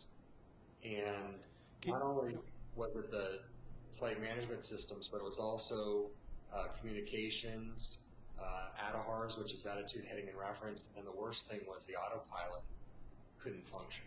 So I was hand flying, 5 hours away from land. Wow. And it was cool because the plane, all the systems miraculously recovered when I got about 50 miles off the coast of Alaska. So it was kind of like the naughty school kids, that misbehave when the teacher leaves the room. And then all of a sudden the teacher comes back and they're like perfectly well behaved. That's how I felt operating. Yeah, wow, there's so many questions there to ask you about the weather and stuff. But before I forget, you mentioned 3 poles. And so I think pilots, know the true north. They know magnetic north. What was the third pole you were describing? The North Pole of Inaccessibility. And that's the furthest place from all the surrounding land masses. So if you wanted to go to the absolute most remote place, that would be it. Got it. Now, when you lose an ADAHRS system, I mean, if you were to fly into the clouds, did you have any backup attitude information at all, or were you essentially flying VFR for those portions over the pole? Yeah, that's a great question. I had the fortune of being on top of the cloud layer, so I could see, my horizon. What I didn't have was the direction back to Alaska. And surprisingly, the system that I ended up using for 5 hours was the Apple iPad. It was the one system that was working, and I didn't really know why, but it seemed to be functioning properly. Later I was told that it probably was picking up the Russian GLONASS satellites. So, that was enough information for that system to work. Now you can imagine that regular GPS units aren't going to rely on Russian satellites for positioning, right? Right. But the iPad is a global system, so. Wow, that's really interesting, and that's a very risky moment there. You're very lucky to have been on top of the clouds. If you were in the clouds and had lost that system, that'd be a whole different ballgame. And so you had the iPad, so you didn't have to revert to dead reckoning. Well, I did have a directional gyro that we had installed specifically for the South Pole, but as you know, that degrades over time, and I can only imagine what that track would have been, or the course would have been after 5 hours, right? Yeah, right. Wow, just fascinating. It kind of leads me into the next question I was going to ask you, which is, here you are flying a twin turbine airplane, right? 2 turbine engines. You think about the Spirit of St. Louis, and Charles Lindbergh might have chose differently if he had turbine engines instead of piston engines, right? And you've got this iPad, and you've got this ADAHRS system. You have all this complex technology. To what extent is it still a remote adventure when you're out there over the poles? Like I'm the guy that's up late some nights reading Admiral Byrd stories and whatnot, right? So I have that idea of a romantic journey to the poles in my mind, as do many pilots, I think. But to what extent does that really still exist? Well, that's a great question, Jason, and Admiral Byrd's book is one that I read as well. And the thing that I always remember is how they're pushing their survival gear out the door so they can clear that 10,000-foot mountain. But, Charles Lindbergh made it pretty clear. He said, with 2 engines, you have twice the chance of failing. And what I learned about my complicated systems was that a lot of them failed me, right? Like the example I just gave you over the North Pole. The Honeywell TPEs were solid, all the way. And people say that turbine engines are 100 times more reliable than piston engines. But that's the actual turbine where everything is turning in one direction. On the outside of that, you have a lot of other systems. You have starter generators, you have fuel systems, you have air inlet sensors, and those are about as reliable as everything else in general aviation. So it wasn't like I was, free and clear 100%. I had 6 fuel tanks behind me, 5 of them in the pressurized cabin.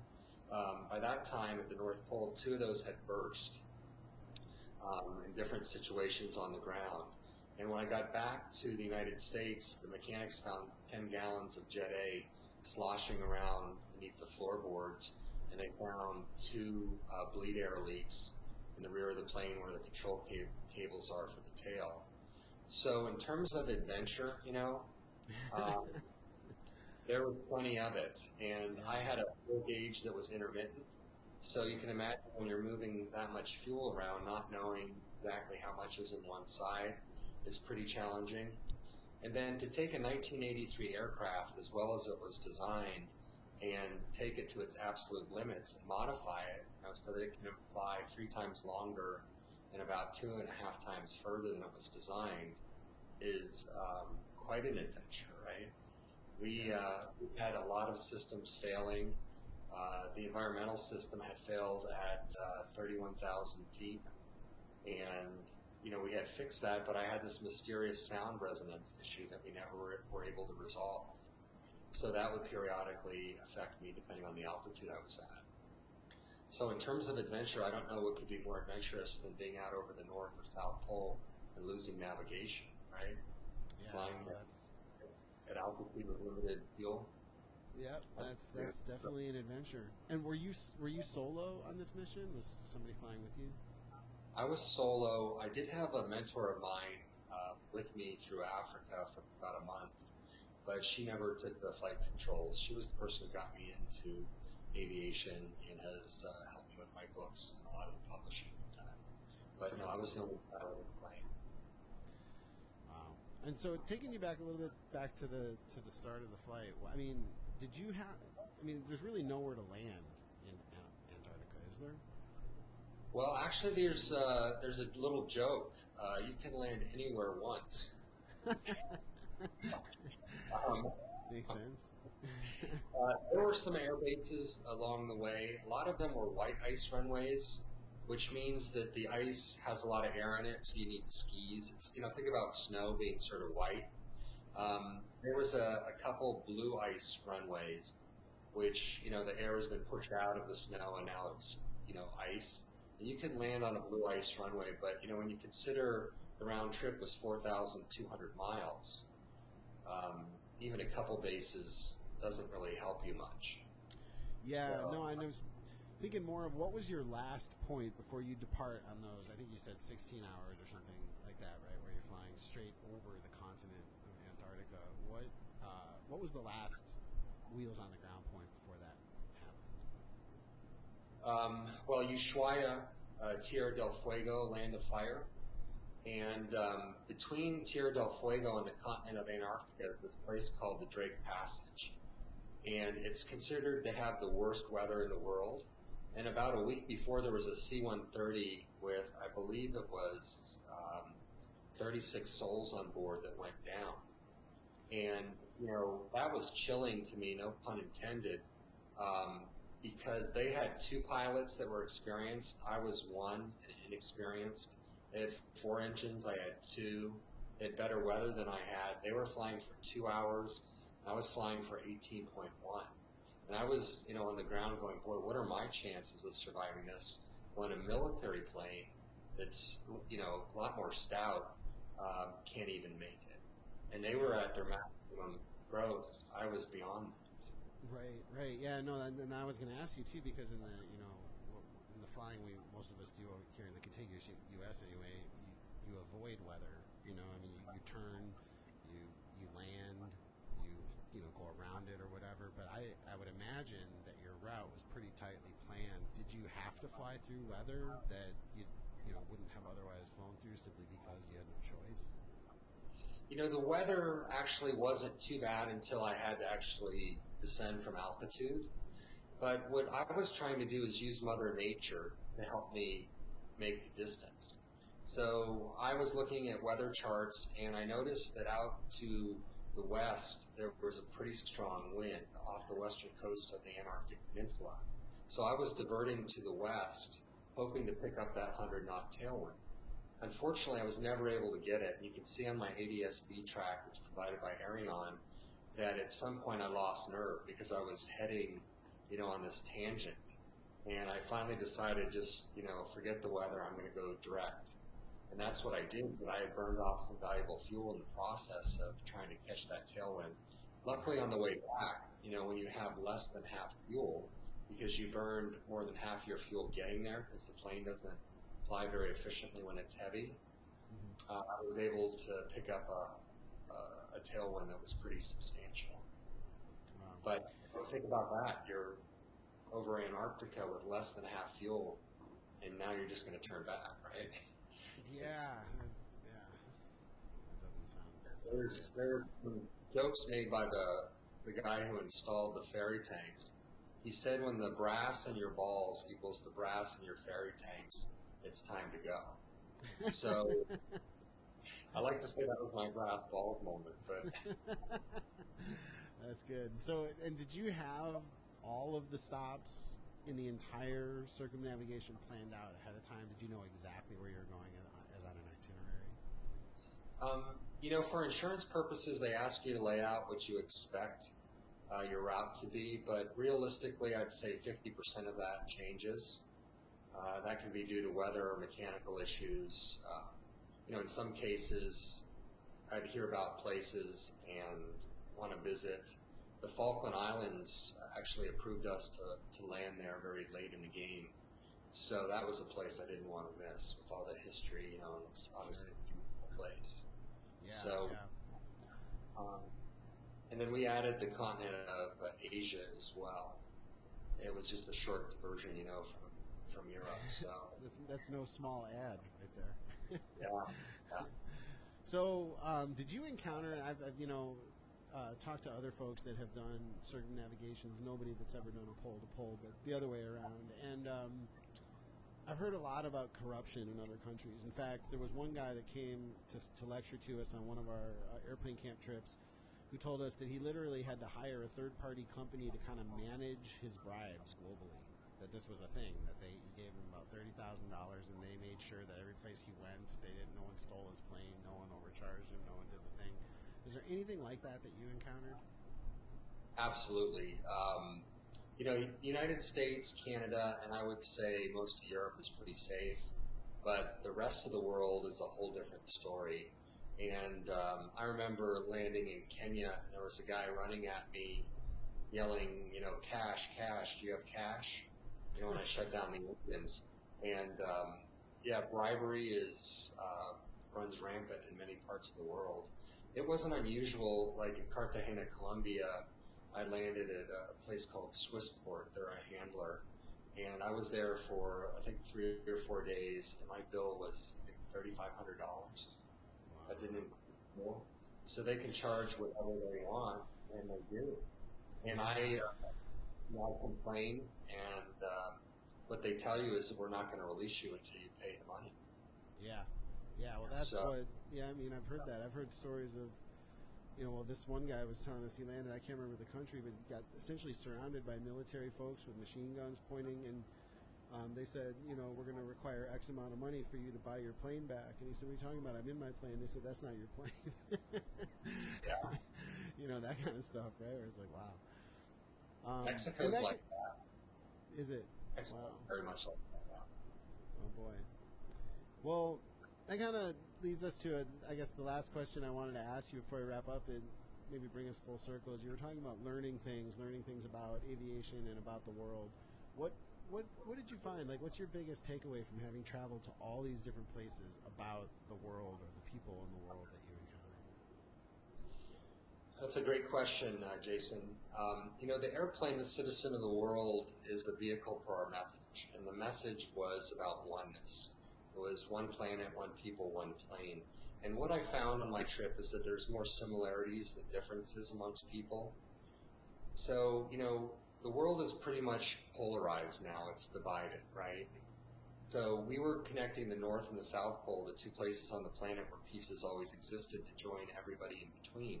But what we found is that everybody values family, safety, security, financial well-being, joy, happiness, mostly, you know, peace as well. So those are the things that connect us. Things like, you know, politics and religion and the color of our skin.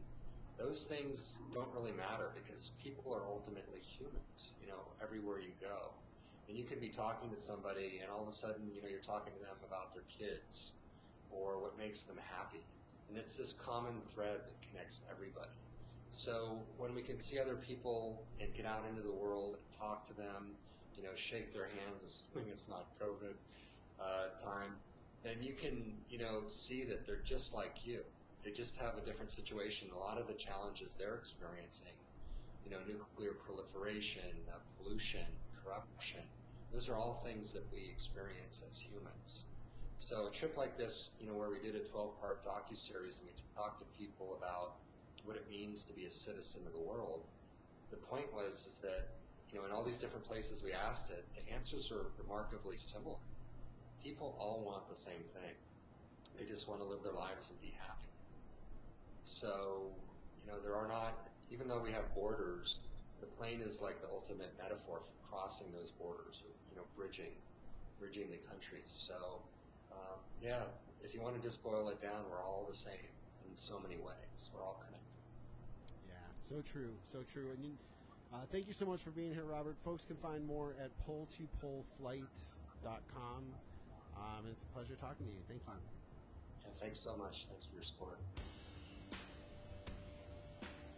All right, aviators, that's all for this episode of The Finer Points. If you are interested in attending one of our adventure trips, one of the airplane camp trips for 2021, please come visit learnthefinerpoints.com. We are running all 3 trips this year, the mountain trip in June, the islands of the Pacific Northwest in August, and the canyons of the Southwest in October. We would certainly love to see you aboard on one of those. Big thanks to Robert for being here today, and to the patrons. If you're looking for bonus content, you want to see a video version of this, or you want to do a hangout with me once a month, or you want Q&A sessions every week, you can get all of that at patreon.com/learntfp, and that support is critical in the mission of getting quality flight training out on the internet. And if money's a little tight right now, there is a free gift video available to you at learnthefinerpoints.com, and also a free 3-day trial of the Ground School app. Also, a big thanks to the sponsors, ForeFlight, Bose, and AOPA. Remember that when you renew your AOPA membership, you should select Pilot Protection Services. A big thanks to you, the best fans on the internet, for downloading this podcast. Please, if you have time, leave us a review in the App Store.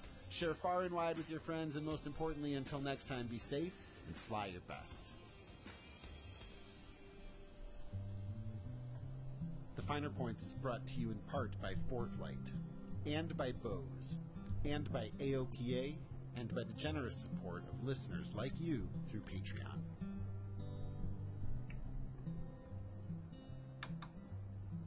Look up in the sky, there you are. Look up in the sky, there you are. Floating like an angel on the airwaves, falling like a raven in the afternoon haze. Look up in the sky, there you are.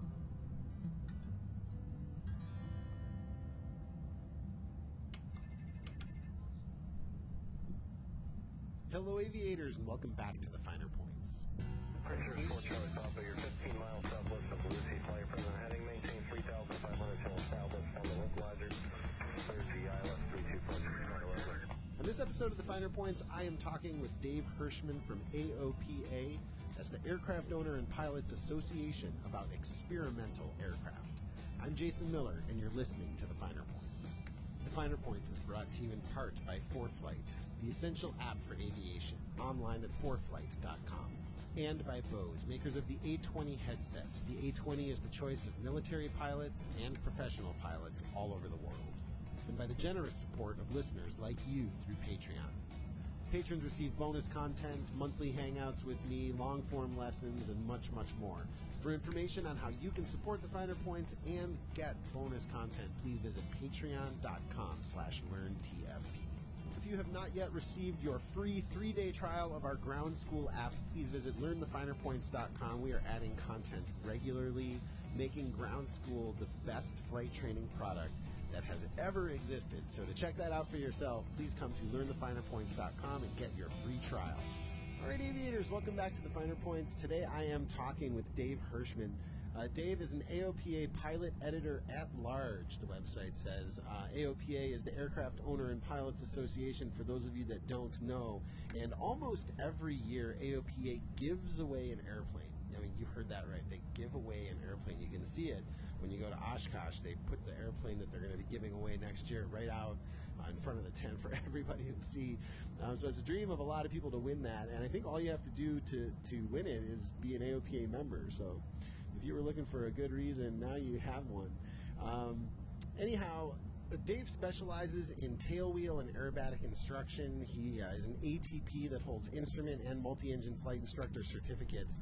And he's also someone that's owned a lot of experimental airplanes over the years. So I wanted to talk to him about the realities of it. You know, doing your own maintenance, what the passengers say when they see that experimental tag on it, how those aircraft are able to achieve such amazing performance.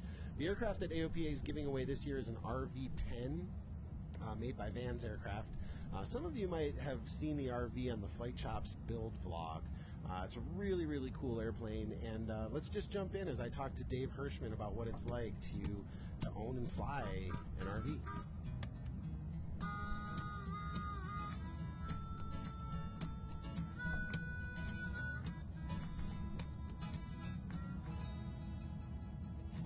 Awesome. You know, and one of the things that I've learned about you that I'm not sure I knew before is you're kind of an RV guy, right? I mean, you've had a number of these aircraft over the years, yeah?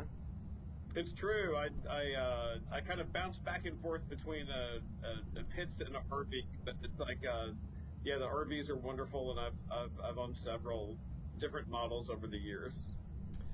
It's interesting to me because I've had a lot of clients over the years buy airplanes, and one of the things that I tell them, and quite honestly, I don't even know if this is true, so I'm sort of asking you, but one of the things I tell them is one of the joys of owning an experimental aircraft is that the maintenance is not mandated. You know, if you look at like what's going on with the Piper ADs right now, I've got clients that we just can't fly because the airplane's grounded.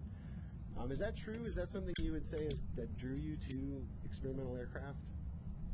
Sure, it's like you don't have that sword of Damocles hanging over your head about an AD that could come up at any moment. So that's a really nice aspect. You know, you use your common sense as to the maintenance, and the maintenance of some of these experimentals is just outstanding. You know, better in lots of ways than the standard category fleet, but yeah, just what really draws me to it is the whole value proposition of more performance and less cost. You know, I mean, it's how do you argue with that? Right, and so just one of the things you just said is interesting. Maybe you could say a little bit more. You said in some cases the maintenance is better. Can you say more about that? Why would that be the case? Sure. Well, it's like, you start out with the airplane itself and the airframe. It's like, hey, you think, hey, factory-built airplane. Now, that's as good as it can be, except when you look a little deeper, you see that, hey, the factory-built airplane is maybe assembled by, a kid, 18-year-old kid fresh out of Votech school. And not to cast aspersion on kids that graduate from the technical programs, they're great, they're fantastic people, but they're new to the job. Whereas some of the craftsmen that hand build these experimental airplanes could have years and decades of experience and be master aviation craftsmen. And they hand built in every aspect. They'll pound every rivet. It's done to perfection. And you look at the at the winners at Oshkosh or any of the big shows, and the level of craftsmanship is just outstanding.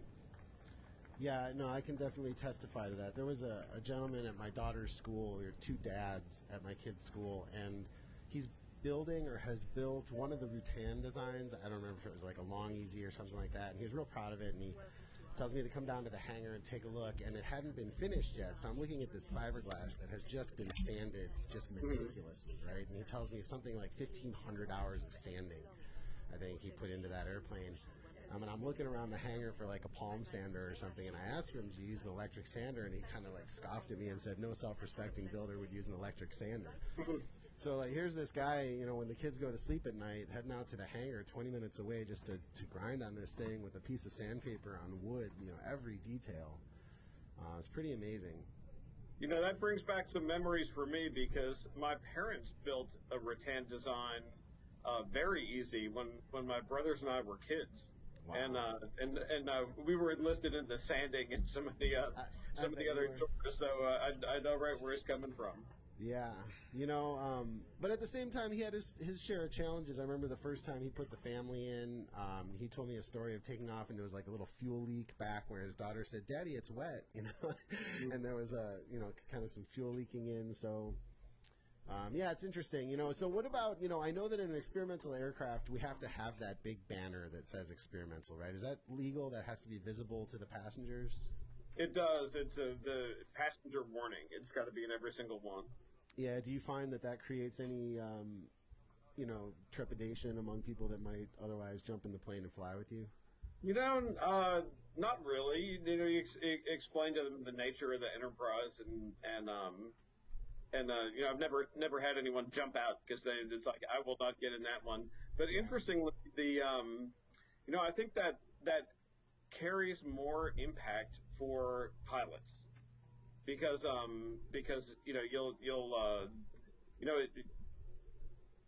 you'll say, hey, I'm not a trained test pilot. It's like, who am I to be flying an experimental airplane?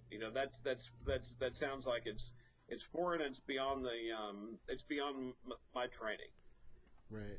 And so you've got to, the pilots we've got to educate ourselves about exactly what that means and what goes into it. And when you look at something like an RV, for example, I mean, they have regular Lycoming engines. They're made from metal. They're built to Part 23. They're designed to Part 23 standards. So, that one just doesn't seem like a stretch. And there's over 10,000 of them that have been built, and so it's like, yeah, that doesn't seem terribly experimental in the sort of cutting edge technology area. But others may be, but for the vast majority of the experimental fleet, this is not an X-15. Right. And there is some level of testing for the design, right? It's not as though these people are true test pilots. I mean, well, I don't know, you tell me. Is it, when Vans comes up with a kit and says, here's the aircraft, somebody assembles it and tests it and makes sure they can fly, right? Oh, sure, right. The design is tested, and then there's a 40-hour, typically 40 hours. They vary depending on the nature of the airplane and the engine. But there's some phase 1 testing where it's like, the pilot in that stage is a bit of a test pilot because they've got to verify the performance. But more and more experimental builders, and this is certainly true of Vans aircraft, is they're really emphasizing transition training. So they have a builder that's been focusing on building for some amount of years usually, and then it's time to fly, and they may not be current, and they may not be proficient, and they may not have had any experience in the type of aircraft that they've built. So there is some really good work being done on transition training for people who are preparing to fly an experimental aircraft. Interesting. And what, one of the things you mentioned too is the performance you get on a better budget. And, it's pretty amazing. I mean, I always say when I'm walking around Sun and Fun or walking around Oshkosh, you can tell by the speed of the shadows going by which ones are the experimental aircraft, Why is that? Why, it seems like Cessna's been at this since the early 30s, right? Or maybe even earlier. Right. Well, I think that what Cessna's design goal is to make the most forgiving airplane, rugged, forgiving, excellent trainers. They teach the world to fly. That is their design goal. And the experimentals, they have if you talk to, I keep going back to Vans, but Richard Van Grunsven says this really clearly. What he's after is total performance. His airplane isn't going to be the fastest. It's not going to have the best STOL characteristics. But when you look at the whole package, he's going to have some really compelling performance. And I can attest to, like, my RV4, for example. It's like, it gets 25 miles per gallon. It goes 165 knots. It's got it can do a loop and a roll. It can fly an instrument approach. It's got a digital autopilot. And so when you look at the versatility, it's that is just unmatched in anything else that I've found. And so that's what keeps drawing me back. Right. And so it sounds like the manufacturers are unencumbered in similar ways as the owners, right? They may not have to jump through as many regulatory hoops or whatever else to achieve the result they want to achieve. Right. And so much of certification is documentation. It's documentation, it's paperwork, it's keeping the records. And it's there, the experimental manufacturers are free from that. And as a result,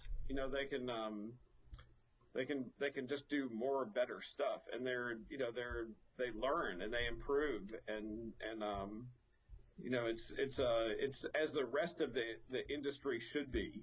It's like how we got to this place where we're so locked into to ancient methods and ancient technology. It shouldn't be that way. Yeah. I mean, it always surprises me. A brand new 172 approaching $500,000. I'm thinking, what have they done differently? I mean, not to knock Cessna, it's a great aircraft, but we've been selling this plane for a long time now. Right. And the engines. In the experimental world, they've come up with some really neat improvements. It's like electronic ignitions, and it's just the beginning. And so there's. You can make this sort of crocodile of an air-cooled, horizontally opposed engine. You can make it much more efficient. Leaded fuel. Do we really have to have that? I happened to be in the office the other day, and I was looking through just doing some research, looking for some old magazines from the 50s. Right. And it's these ancient magazines. Yellowed paper and all this. They're from before we were born. But the products they're selling, Lycoming IO540 these airplanes, and it was the first year of the 182. Wow. And it's like those are all still they would look perfectly current on the ramp today. Yeah. And you just think, wow, we all love airplanes. I certainly do. They're really, really cool. But it's like, couldn't we have any? You look at what happens in the automotive world, right. Self-driving cars and electric and incredible reliability, and and then you look at it's like, wow, and we have not progressed nearly so rapidly in certainly the piston aviation world. Yeah, it's interesting. It leads me down a thought process of how excessive regulation can stifle kind of creativity. And if you just loosen up those reins a little bit for people, what they come up with is extraordinary. Sure, because there are bright, motivated, just fantastic craftsmen, forward-looking people in this business that want to do great stuff. And we can't lock them out from that.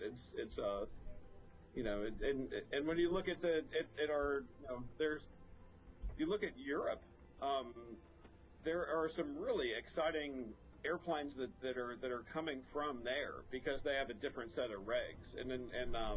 Where our light sport has been somewhat hamstrung, they have I think it's 600 kilograms, and they'll say that's what they call their ultralight. Right.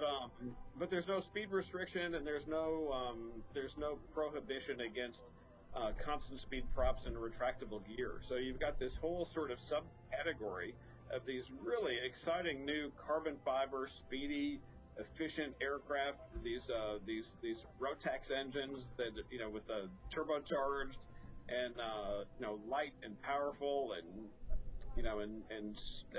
really high TBOs, really excellent reliability in the field, and they're just doing some terrific work, and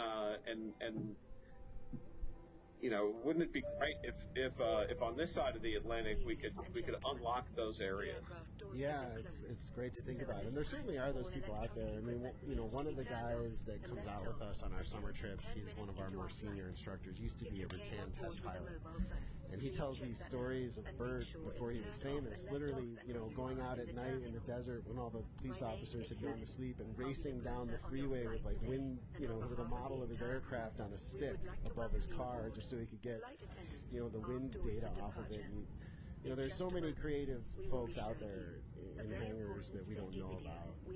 It's really, it's Yeah, a really, very true. yeah, it's such a neat part of the aviation world. It's one of my favorite parts of Oshkosh too, is just seeing all of that come to life. So one of the questions I want to ask you too, as we wrap up here, is if somebody's interested in getting an experimental aircraft, but they're not a builder, they're not somebody that's ever going to put that kind of love into it, can they be? I mean, how would you go about buying one from somebody that has built one? How do you know you're getting something reliable? You don't have that factory safety net there. Right. You know, that's an excellent question, and it's a really growing area. Guys like Vic Syracuse at Base Leg Aviation in Atlanta.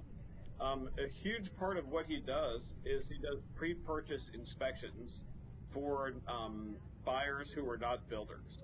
And so what he'll do is he's built a dozen airplanes, and most of them have been RVs. And so he knows just what to look for when it comes to RVs. And fortunately, with these airplanes, they're metal. They've got just about every area of the structural parts is inspectable. You can get access to them. And so and there are people like Vic for just about every type of experimental. And so they've either built them before or they know what to look for. And some of it can be, a lot of it is sort of the knowledge that any A&P would be familiar with. They'll do a compression check and they'll check the logbooks. But some of it is specific. And they'll be familiar with service bulletins and things like that. And they can look at they can just see the quality and safety right up front, and they'll do in the way Vic Syracuse does his business is really quite interesting to me, because he's not representing the buyer or the seller. What'll happen is a buyer or a seller will say, "Come inspect my airplane and write a report." And so he charges for that, and he goes and inspects the airplane, takes a lot of detailed sort of iPhone pics, and he creates the report on the status of the airplane and what, if anything, is out of compliance. And then the buyer and the seller both have his expertise on what that is, and it's a really rapidly growing area within aviation, because there are so many people who, like me, recognize the value in this sort of niche area of flying, and they want to have access to it. They want to fly these airplanes, and they want to go about it in a practical, common sense way. Yeah, that makes a lot of sense. It reminds me, I mean, there's something similar in the marine world. Actually, it's everywhere. The survey, right? Before you buy a boat, you get a survey from a professional surveyor, and it's meant to be non-biased, and it's a complete appraisal of what you're looking at, for both the buyer and the seller. So that makes a lot of I'm sense. familiar with the marine world, but yeah, that's exactly what we're describing with Vic Syracuse. Yeah, well, that's great. And so that's what you recommend, is that somebody gets some sort of evaluation like that from somebody who's not just an A&P but knows the aircraft. Exactly. And in some cases they may not be an A&P. There are builders who are excellent builders who are not A&Ps, but they know the design early. Excellent. All right, and so it's nice to hear that you're going to have a winner by the end of January. Somebody picked out. And what exactly, just so everyone who's listening knows, what is AOPA actually giving away here? Oh, we've got an RV-10, which is the first experimental airplane that AOPA has ever given away in its sweepstakes. And awesome. It is a tremendously capable, just an incredible airplane. And and it's like so many of the AOPA sweepstakes airplanes. It's gone from a caterpillar to a butterfly. When we got it, it was in it was fundamentally sound, but it was in cosmetically really rough shape. And it had been, out on the Canadian prairie for years, and a couple of people had learned to fly in it. The paint was chipped. It never really matched that well to begin with. Right. It was a very basic VFR panel and a very Spartan interior. And the transformation. It's like first the panel. It was Rob Hickman from Advanced Flight Systems did this incredible 3-screen state-of-the-art avionics, digital IFR, quadruple redundant avionics system, built around an Avidyne brain. And then we took it down to South Florida, where South Florida Sport Aviation put this gorgeous leather interior and an overhead ventilation system. And then finally the paint. It was Craig Barnett of Scheme Designers designed this really aggressive, sort of red and black and gold paint scheme, and then Lancaster Aero, Kendall Horst and his crew, they just put this brilliant paint job on it, and the builder of this airplane would not recognize it from the time he finished it in 2007 until what it has become now. And I'm so proud of the work that these incredible craftsmen did, and it's been such a privilege to fly this airplane around and show off some of its capabilities. And if you go to its N number is 260 Mike Golf, and there are a lot of people that track it, and they know that the giveaway is getting close. And they've been tracking this airplane, and it's like it's out of the barn. I mean, it's made a big cross country lately, and so that gives kind of a hint of the region of the country where it looks like it's maybe headed. Okay, good. So you guys know, you kind of know who won it. You just haven't announced it yet. Is that where you're at? That's correct. The winner has been selected, and the winner doesn't know they've been selected yet. But this is the sort of pins and needles time when we're trying to coordinate a bunch of moving parts, and we like to surprise the winner. We like to typically we'll have some ruse where they think they might be going to the airport for one reason, and it turns out an entirely different reason. Oh, I can't wait to see that. Yeah, some of them are quite elaborate. We've a few years ago we did this airborne meetup with this. The winner was leading a group of airplanes, and the winning airplane, which that year was a Debonair that only Tom Horn had managed during its restoration.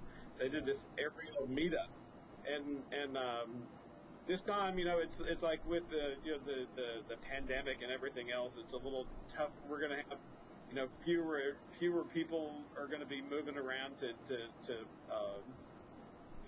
present the surprise, but we're confident that this winner is going to be surprised. And we're in the midst of working on all the logistics toward that end. Wow, what a thing. That's really great. What a thing to be a part of. And you guys do that every year? Every year you give away an airplane? Is that true? Is that correct? It works out to be about every year. This one was an 18-month project. Okay. And some of them are shorter and some are longer, and this one was 18 months. And what does one have to do to potentially win an AOPA aircraft? Well, all AOPA members are automatically entered in the drawing. And is that they can get extra chances. If you sign up for an automatic membership renewal, or you donate to the AOPA Foundation. There's things that if you go online and take a safety course, there's things that increase your odds. But all AOPA members are automatically in this drawing. All right, as if you didn't need a reason to be an AOPA member. There you go. There you go. And then I seem to remember you all have it at Oshkosh, right? So assuming we do Osh 21 this year, will you have the airplane out there? Well, we'll have the next sweepstakes airplane, and I'm not quite at liberty to be able to say what that is yet, but I think people are going to be really excited about it too. So if you don't win the RV-10. And I know it's disappointing. I'm disappointed to see it go off into the sunset. But it's like, don't despair. There's another one coming, and it's going to be an exciting one too. All right. Well, that sounds great. Hey, Dave, thanks very much for being here talking with me today, and congratulations on being able to put something like that together. That's really great. My pleasure. It's been a real honor. All right, Well, aviators, there you go. That's Dave. just Frischman keep from doing what AOPA. you're doing, I don't man. know about you guys, but I feel like I want to really take I'm sitting here having fun, trying to hit the center. I mean, these things aren't, how do you call it, the system or the ILS system isn't that perfect. So I'm unsure if I'm using it right. I'm using it to land entirely like an auto lander. I'm guessing I'm supposed to let go of the controls at the last second and just do it manually. That's what I think I should do for this one, or for this final trip. like I'm using the ILS. I'm using ILS assisted approach airports as my landing software, basically just letting them go down at, basically following the, following the radar all the way down to the ground, and they're not in the center. Some of them are all the way to the right, some of them are all the way to the left. I don't know, they're all weird, and I'm pretty sure that's not the win. I'm pretty sure that's just the way the system works. So I think on this particular next one, I'm just gonna disengage at basically the last minute of land. And I didn't even cut gas last time. This one I didn't even cut gas and it was perfect landing. Like gas was still on 50% and I'm on the ground. So on this one, I'm guessing I'll just do let's see if the airport has ILS assist. I don't think it does. It's a small airport. Where I'm going now, it's a small airport. So if it doesn't have an ILS assisted approach, I could just use heading and then still sort of use the machine. Sort of use the machine to put it down. Hold on.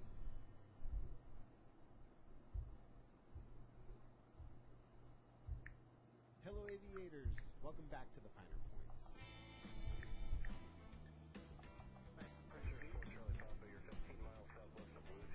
All right, Chambers Field has ILS, so yeah, I got ILS, so I'm guessing runway 10. This approach on runway is it 28? 28 have ILS? No, yeah, so we're gonna have to go on runway 10. Let's open it now. And we're going to talk about whether or not it's wise to carry a little bit of power through your landing. Runway 10 ILS approach for this particular destination. I'm just going to stop. I'm going to stop the ILS. I'm going to land it manually once I'm at the ground, so that it doesn't happen again. It's nice and aligned until like right there. Then right when you're about to get to the number, it just veers some other way, like it's not in the center all the way. It literally just puts me on the ground, or sort of gets me straight on the ground, and then you're on your own. Video versions of the podcast you're hearing here, and much, much more. For information on how you can support I have an idea what I should do this time. I'm going to do the ILS, but I'm going to turn off the autopilot at that last second to see if I remember doing it, and then just straighten it with heading. Set the heading before landing, do ILS, and just turn on regular autopilot and regular heading at the ground to just go down super straight right in the center of the runway. Let's see how far we are from that Bravo airspace. Feeling much better. Bravo airspace. But I am happy to be here with you. We are going to talk about a couple things that came to I still got a little bit to go. Questions that listeners were asking about. And if you haven't seen the Instagram lives that I do every Friday, we 727. And many more. I haven't flown commercial in a hot minute. I don't know, they're just not available in the thing that I'm doing right now. And then of course, after about a month or so, those videos are moved off of This is gonna be my last flight. After this, I'm gonna go to bed. Hey. Videos there at Patreon. So if you haven't seen that, definitely go check it out. Also, if you haven't gotten a free 3-day trial of Ground School, the app in which I am downloading pretty much everything I know, come to learnthefinerpoints.com, get that free trial. We keep adding content, adding features.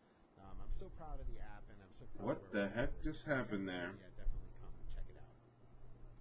One of the questions I got was, should we pitch for speed and power to altitude?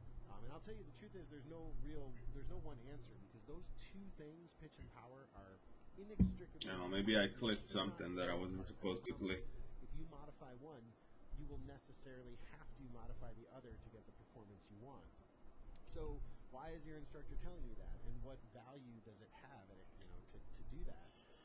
And the instructor. Yeah, I would like to fly commercial, but they're just not available. Different times to think about it in different ways, and that convenience is primarily dependent upon how fast the response will be. For example, if you were flying a landing approach in a light airplane, something like a Cessna 172, for example, and you wanted to achieve the most immediate result in terms of yeah, I'm about to be out of Bravo. I'm gonna try to make this flight a little fast. I know that I set the altitude at 5,000 feet. I'm just gonna punch it after Bravo airspace so I could go to sleep. So I'm gonna let it do whatever the heck it has to do until it stabilizes its altitude, and then the map's already out. The, you know, how do you call it? I'm gonna set up the where is it? Sometimes it's about that, and other Yeah, times let's it's just about trying to teach you. And I'll run down the three most. Oh, we're gonna open the ILS approach on the airport that I'm heading at, and we're just gonna punch it. I have enough gas to do a decent burn, just burn really hard and get out of here. But it will take so much time, and the bank angles that you're using. We're gonna be out of Bravo in like a second. Not that second, but like 5.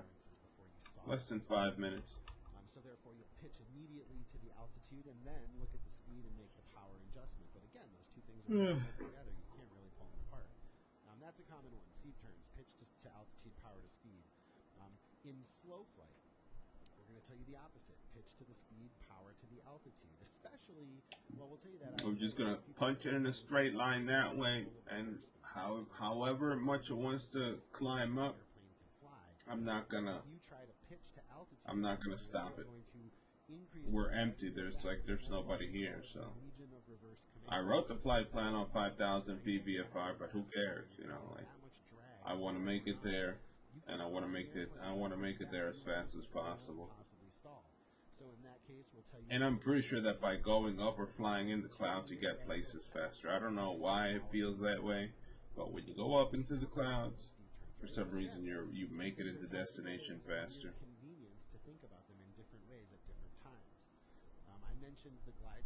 All right. So once the tail.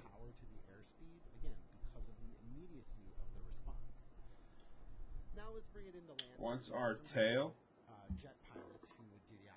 is out of the money, you see that? That pink, that light blue buster blue color line, that's Bravo airspace.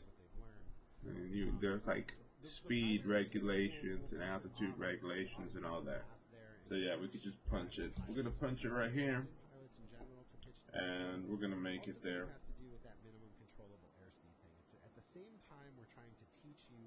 That these two things are tied together, and that you want to have stabilized approaches.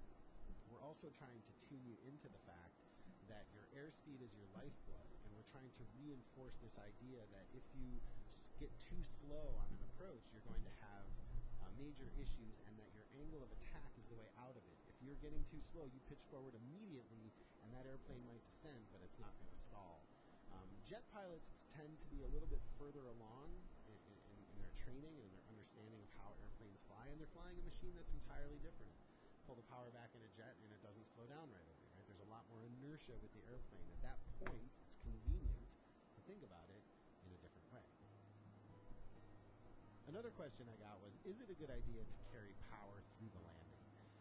And, this really depends. This depends upon a lot of things, but one of which is, how fast will the airplane settle when you pull the power? And that's going to depend on what kind of airplane you're in. Say a Cherokee 6, which came up on the call yesterday, is going to respond very differently from, say, a 172 or a Mooney. Are you at sea level? Are you in a high-density altitude? Is the airplane loaded to max gross weight? But let's assume you're flying around with your CFI at sea level, or just you and a passenger in pretty thick air, like sea level-ish. it's not a good idea to carry power through the landing. And the reason is power becomes this variable that changes things the minute you pull it out. When you pull the power out, you reduce the airflow over the horizontal stabilizer. The nose has a tendency to fall or will get heavier in your hand. And you know, this type of thing happening right as you're flaring can cause problems. You can get the perfect pitch attitude, the perfect landing attitude, pull the power out, and boom, there comes the nose. So in general, it's a variable that I like to get out of the way early.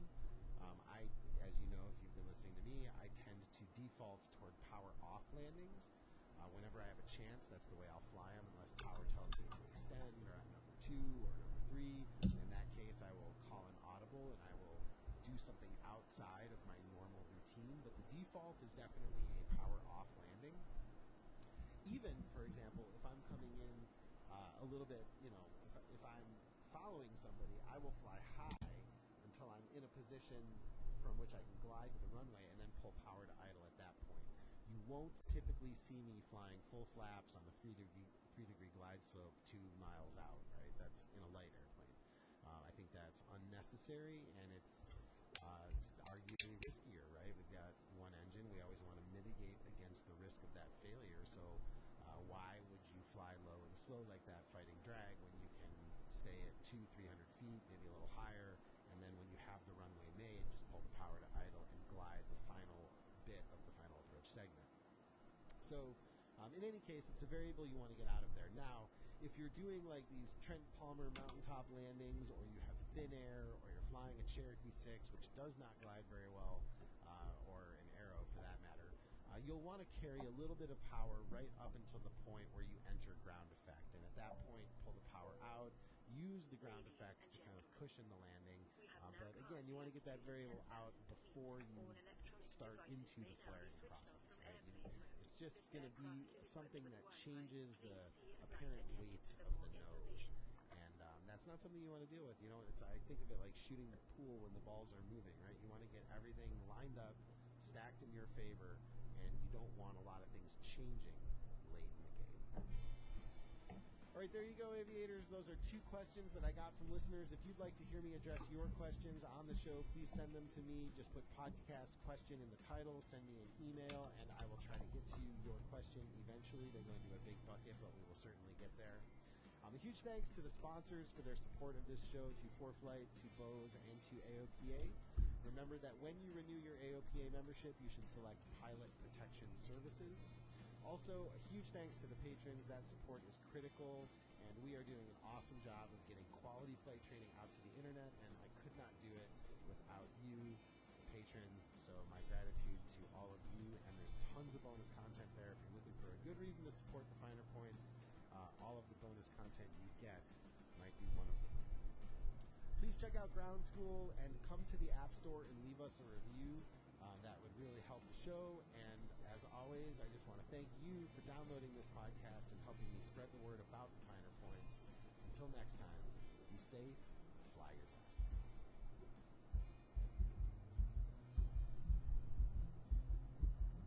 The Finer Points is brought to you in part by ForeFlight, and by Bose, and by AOPA, and by the generous support of listeners like you through Patreon.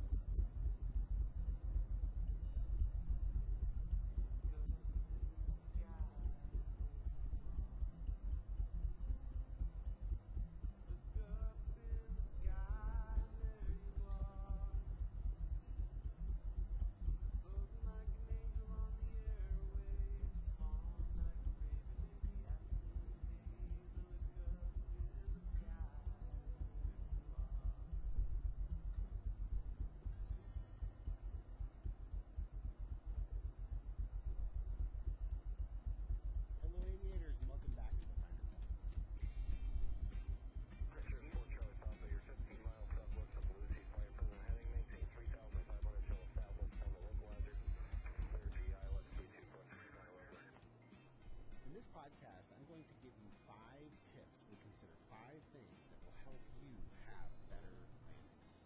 I'm Jason Miller, and you're listening to The Finer Points. The Finer Points is brought to you in part by ForeFlight, the essential app for aviation, online at foreflight.com, and by Bose, makers of the A20 headset. The A-20 is the choice of military pilots and professional pilots all over the world, and by the generous support of listeners like you through Patreon. Patrons receive bonus content such as Q&A sessions with me, long-form lesson videos, the full video version of the podcast you're listening to here, Zoom calls with me, and much, much more. If you're interested in supporting the Finer Points and our mission to get quality flight training out on the internet and get bonus content, please visit patreon.com/learntf.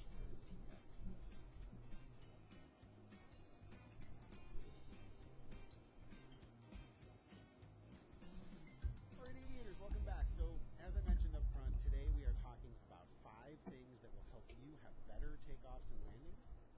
Before we do that, however, I want to remind everybody there is a free gift available at learnthefinerpoints.com. There is also a free trial to our ground school app. If you're interested in either thing, the free gift video or the free trial to ground school, please visit learnthefinerpoints.com. All right, a lot of folks, pretty much every pilot I know is wondering, how do I get better takeoffs and landings? And it's also interesting to watch from the right seat, because one thing that will happen when pilots go from having a private certificate to getting the instrument rating is you watch a degradation in the landing skills. It's pretty much, I mean, it's par. It happens to everybody. So somewhere through the instrument rating, we start having these clunky landings, and I say, don't worry about it, don't worry about it. It happens to everybody. And it's just because what you practice is what you get good at. It's actually a law of learning. It's called the law of exercise. What you practice is what you get good at, right? So one of the first things that I do when I get a pilot who wants to move on beyond the instrument and go on to a commercial certificate is review the basic traffic pattern procedures. And it's not just for folks that have been working on their instrument. It's pretty much anybody that wants to get good at landings. So the reason I picked 5 when I was inventing this podcast and thinking, okay, there's going to be 5 things that I'm going to tell people is because there are 5 phases to a landing. And the first phase, which we're going to talk about here, is the approach phase. And the approach phase, if you're working on getting better at this, should probably start with a tighter traffic pattern.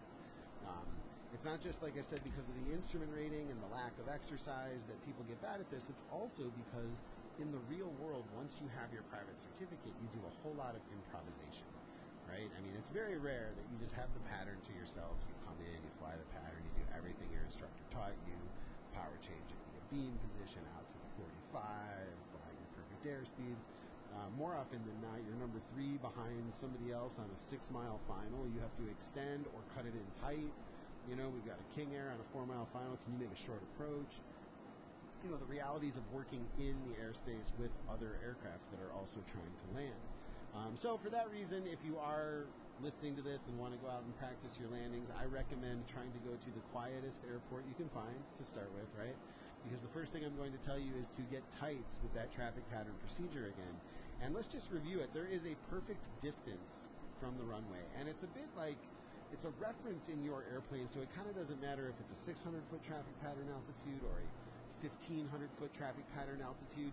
If you're the right distance away, it's all going to make sense because you're using a reference that compensates for that. As you go up in altitude, you move further away. And in a Cessna, let's just take a Cessna 172 with a strut, that distance is if the runway is on the same side as you. So if you're on the left side of the aircraft and you're landing and you look out your left window and there's a runway out there, that runway should be cutting through the middle of your strut. If it's on the opposite side, which is often the case for me, we're flying left traffic, I'm over in the right seat, it should appear 2/3 up toward the wing, 2/3 up the strut. And that's where the runway should cut through the traffic pattern, through the strut, to make sure you're at the right height in the traffic pattern. All right, so that's step 1. And then you're going to fly your airspeeds. Make sure that you have good airspeed control. I mean, landing the aircraft is all about teasing the energy out of the wings. So let's make sure we have really good airspeed control. In the Cessna that we're using as a model here, I would set power somewhere around 2,100 or 2,000 RPM, which will give you, in level flight with 2 people somewhere close to sea level, will give you about 90 knots, maybe a little more, 95, something like that, right? And that's not too fast, it's not too slow, it's pretty much the perfect traffic pattern speed. Now, when you get to the abeam position, that is a beam, and in the opposite, you're flying the opposite direction, but you're abeam the point you want to touch down. And for the sake of simplicity, let's call those the numbers. this is when the whole procedure starts. I like to go power off here, but I don't want to get into that debate. Use whatever power setting you want. Just please be sure that you set it consistently. It's a variable that more often than not, I see people get, it fluctuates. They'll set it at 17 one time, 1650 another time, 1550 another time, 1750 another time.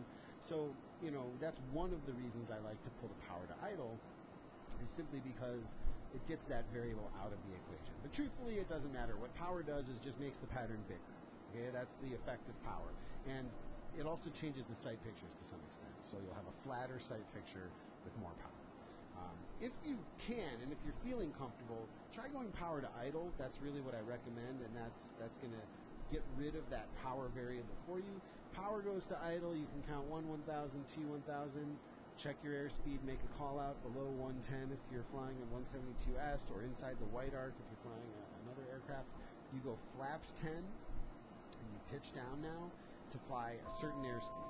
Now we're going to get rid of 10 knots at each turn in the pattern, so if you want to end up at 65 knots on final, you will start at 85 knots here, and you will fly out to the key position, right? And the key position is just that position that makes a 45-degree angle between you and the runway. If you look back over your left or right shoulder, depending which side the runway's on, at about a 45-degree angle, you will turn your base, right? As you turn the base here, you can go ahead and put flaps 20. I'm not one of these guys that doesn't want you to put flaps in during the turn. Just keep your eyes outside, be ready for everything, and expect a slight overbanking tendency. So you might have to use a little bit of opposite aileron just to keep the bank angles where you want them. And you slow down now to 75, okay? And again, you turn in on final, shedding off that last 10 knots by going flaps full. Here you are on final approach. This is the first phase of the landing. You've got 65 knots of energy in the wings. You should have an aiming point on the runway. So you should have a spot in the window. Well, there is a spot in the window. You should just know what it is, and ideally have set it yourself. But there's one spot in the window and only one spot in the window out from which everything's moving, right? It is constant, and everything else is moving out from this spot. Learning to identify that spot is a huge part of the challenge here, right? And so, for CFIs, you can ask me questions in the patron Q&A, or you can come by join our CFI club, and we can talk about it in our CFI meetings. There's a lot of stuff you can do here to make sure that your students are getting this aiming point and understanding what it is and how to identify it. But anyway, there is an aiming point. Now, is that aiming point the point that you're going to touch down? No, that is the point that you're aiming for. You are going to touch down some distance past that. So understand that if your airspeed is perfectly on target, and there's no wind, we'll assume no wind for a moment. If there's no wind, then you can learn to kind of calibrate that float. How far past your aiming point you will float. Another great reason for not having a lot of power in there is that over time, as there is, when wind, because it invariably exists, as you get used to that wind, then it's the only variable you have to sort of modify your understanding of how far you're going. All right, so you got your aiming point, you've got 65 knots. Now, you should have a stabilized approach here, and it's stabilized in terms of airspeed and rate of descent. So if you keep that aiming point in the window constant, and you keep the airspeed constant, that is a stabilized approach. You can manipulate power if you need to. You can manipulate pitch if you need to. Those aren't things that are meant to be set in stone. What we're looking for to be set in stone, if possible, is your airspeed and your rate of descent. That is a stabilized approach. That is what we want to see, and that is the first step to having a good landing. All right? That's the approach phase of the landing. Now, the next phase of the landing is the round out. So when do we begin to round out? In front of your aiming point, about 100 feet in front of your aiming point, because everything's moving out from that aiming point, we're going to look for something that I call the trigger reference point. And when that point disappears under the counter, it is time to, if you have power in there, pull power idle. If you don't have power in there, then you don't have to worry about that. Transition your vision to the far end of the runway and slowly work to put the airplane into a landing attitude, all right? Now, how fast you pull, how hard you pull, this is what you're going to practice. This is a bit of the art of flying. There's a gentleman from Australia, Captain David Jacobson, I believe is his name. He has a product called the Jacobson Flare, which you can check out. I'm borrowing a few concepts from that. He claims that he's averaged the timing of about 35,000 flares, and he can get it down to a set time. I think it's 4 seconds for him, but I've never been able to make this part very scientific, and it kind of doesn't matter, right? As long as you begin the round out at the right time, you will learn, because it also depends on how heavy you are in a light aircraft, right? Are you fully loaded? Are there not that many people in it? And you will learn how hard and how fast you need to pull to put the aircraft into a landing attitude. Now, a perfect landing attitude, or a perfect landing, is one in which the longitudinal axis of the aircraft is aligned with and over the center line of the runway while protecting the nose wheel. All right, so you want to land with your nose wheel up in the air, and not so much that you're striking the tail, but so much so that it is not anywhere close to touching the ground, and you want to be aligned with and over the runway center line. That would be a perfect landing. So as you do this round out, which is phase 2, you almost immediately then go into phase 3, which is the flare. The process of getting rid of that final amount of energy and transitioning the aircraft into an attitude which will protect the nose wheel so you're not landing flat. And it's also, if the timing is done right, not all one motion. It's very close to all one motion. I mean, with the flare and the round out, very close to being one thing, but it is really not one thing. And the danger of thinking of it as one thing is that eventually you will flare high. You will run out of energy high, and in airplanes with heavy noses, that will cause you to damage the nose wheel of the aircraft. So it's important to think of it as rounding out to transition to this landing attitude, and then the flare is kind of wringing the sponge out, right? Wringing all the juice, all the energy out of the wings, while the nose wheel becomes, protected and stays that way. All right? The touchdown should be, as we mentioned, with the longitudinal axis of the aircraft aligned with and over the runway center line. Now, you may have heard me talk about the concept of the Lindbergh reference, right? Which is that sort of corner of the forward window. If you haven't heard about the Lindbergh reference, you should look at that on the YouTube channel. There's a video there. I'm just about to get a sort of a page up at the website where we talk about it. It's talked about in detail in our ground school app, so if you're doing the free trial, you can jump right ahead to the Lindbergh reference section. It's in the skills area. But you should really be comfortable with that Lindbergh reference, because what I see a lot of folks do at this phase, right, through the flare and the round out, is sort of sit up and try to see over the end, over the nose, and keep their eyes on the end of the runway. And what will end up happening is you won't even know it, but you'll push forward. You'll make yourself able to see the end of the runway, and you'll end up landing flat or landing crooked. If you're comfortable letting go of the horizon in front of the aircraft, letting your eyes roll down to the left, and identifying all of the data you need in the Lindbergh reference in terms of yaw or drift across the runway or pitch attitude, and it's all there. You can see all of that stuff in the Lindbergh reference. If you're comfortable with that, it'll be much easier for you to achieve that goal of landing over the center line with your longitudinal axis aligned with and over the center line while protecting the nose wheel. And protecting the nose wheel is a really important part. There is a bit of the art here. We've talked about some phases of this, some aspects of this landing as sort of scientific, like the trigger reference point. When that point 100 feet in front of the aiming point disappears, that's when you begin to round out. And that is a bit scientific. But there's a lot of art here in terms of how hard you pull, how fast you pull, how much you sort of wring the juice out of the wings there when you get rid of that energy in the flare. You should hear the stall horn in a perfect landing just before you touch down. That isn't to say we're going for a full stall. I guess in a theoretically perfect world, you'd want the main wing to stall at the exact moment the main wheels hit the ground, but the stall horn activates 5 to 10 knots above the stall. So if you're not hearing the stall horn just before the wheels touch down, you're really not wringing all the energy out of the wings, and landing with excessive energy can be dangerous too. So I think it's good to just kind of hear the beep, like just before the wheels touch down, you should hear some indication of a stall. All All right, we've talked about that touchdown phase. Alignment is the biggest problem here by far.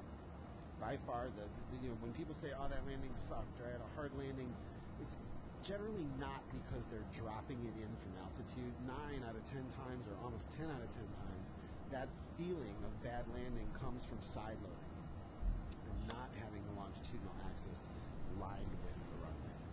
So you can work on that if you become comfortable with the Lindbergh reference and know exactly what you're looking for. Now, the rollout. So we've gone through phases of the landing, the approach, the roundout, the flare, the touchdown, and now the rollout.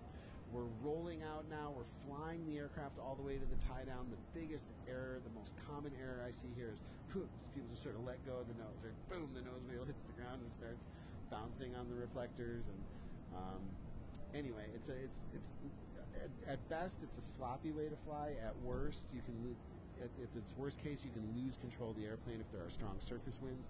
So remember, that wing is very aerodynamic and it's still moving through the air. So when the aircraft touches down in a light aircraft, we are not going to derotate. We're not going to push forward. We're going to continue to pull back until the nose wheel sort of gives up and falls on its own.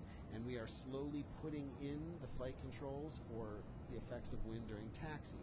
If there's a strong crosswind from the left, for example, we will slowly roll full aileron into the wind. Even if there's no wind, we're going to continue to pull that yoke back. And whatever the winds are doing, you want to end up here, as you clear the runway and begin the taxi operation, you want to end up in good form with your flight controls positioned for the effects of wind during taxi. If you just have the mindset of sort of flying the aircraft all the way to the tie down, don't brake hard and get off at the first taxiway, none of this skidding to make the taxiway that's closest to your parking spot. Just fly the airplane slowly to a stop, exit the runway, position the flight controls at this point for taxi, go through an after landing checklist and move on to the next phase, which is either taxiing back for departure, taxiing to parking, taxiing to the sky kitchen, my favorite place to eat, whatever it is you're doing, you're ready for that next phase. So there you go, my friends. That's 5 things to think about. There are 5 phases to the landing. There's a lot of stuff I wanted to say in there for CFIs specifically. I didn't want to just say that to the general audience. So if you are an instructor and you would like to join our CFI club, which is helping us support the ground school app, you get the app for free. We have quarterly CFI meetings. The next one is February 5th. It's just great to have that community get together, to tell us what they'd like to see in the app, what we could do better, and just talk about issues that we might have with students, even outside of the app. So if that's you, definitely send us an email, send it to support@learnthefinerpoints.com with CFI Club in the title. And if you are listening to this on the audio podcast only, we are now posting these, or I am now posting these to Patreon. So the patrons can actually see me recording this video for whatever that's worth. I do have a little model here, so it wasn't totally worthless. As I was talking, I was sort of showing them how all of this stuff looks with my little Cessna model. So if you would like to support the Finer Points and see this podcast in its video form in full, please come visit patreon.com/learntfp.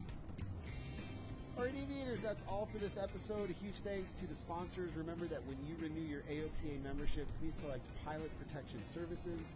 Definitely one of those things that you'll be happy you have if you ever need it. Also, a big thanks to ForeFlight, the essential app for aviation, and to Bose, the quietest headset on the market. As always, a big thanks to you, the best fans on the internet, for downloading this podcast. I'm Jason Miller, and until next time, be safe, fly your best.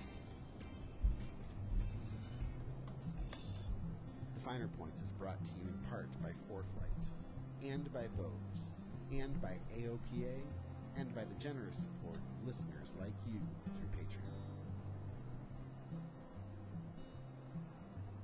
Look up in the sky, look up in the sky, there you are, floating like an angel on the airwaves, falling like a raven in the afternoon haze. I look up in the sky, there you are.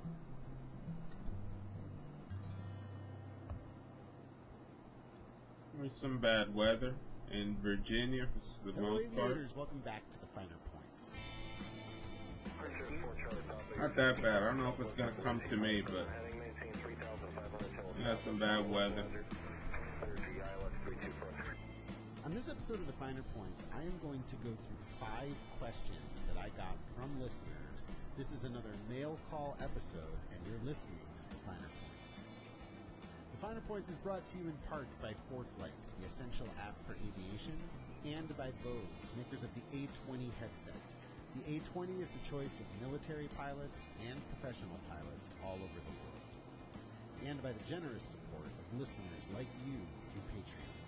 Patrons receive bonus content such as long-form lesson videos, Google Hangouts with me, and much, much more. For information on how you can support the Finer Points in our mission to get quality flight training out on the internet and get bonus content, please visit patreon.com/learntf.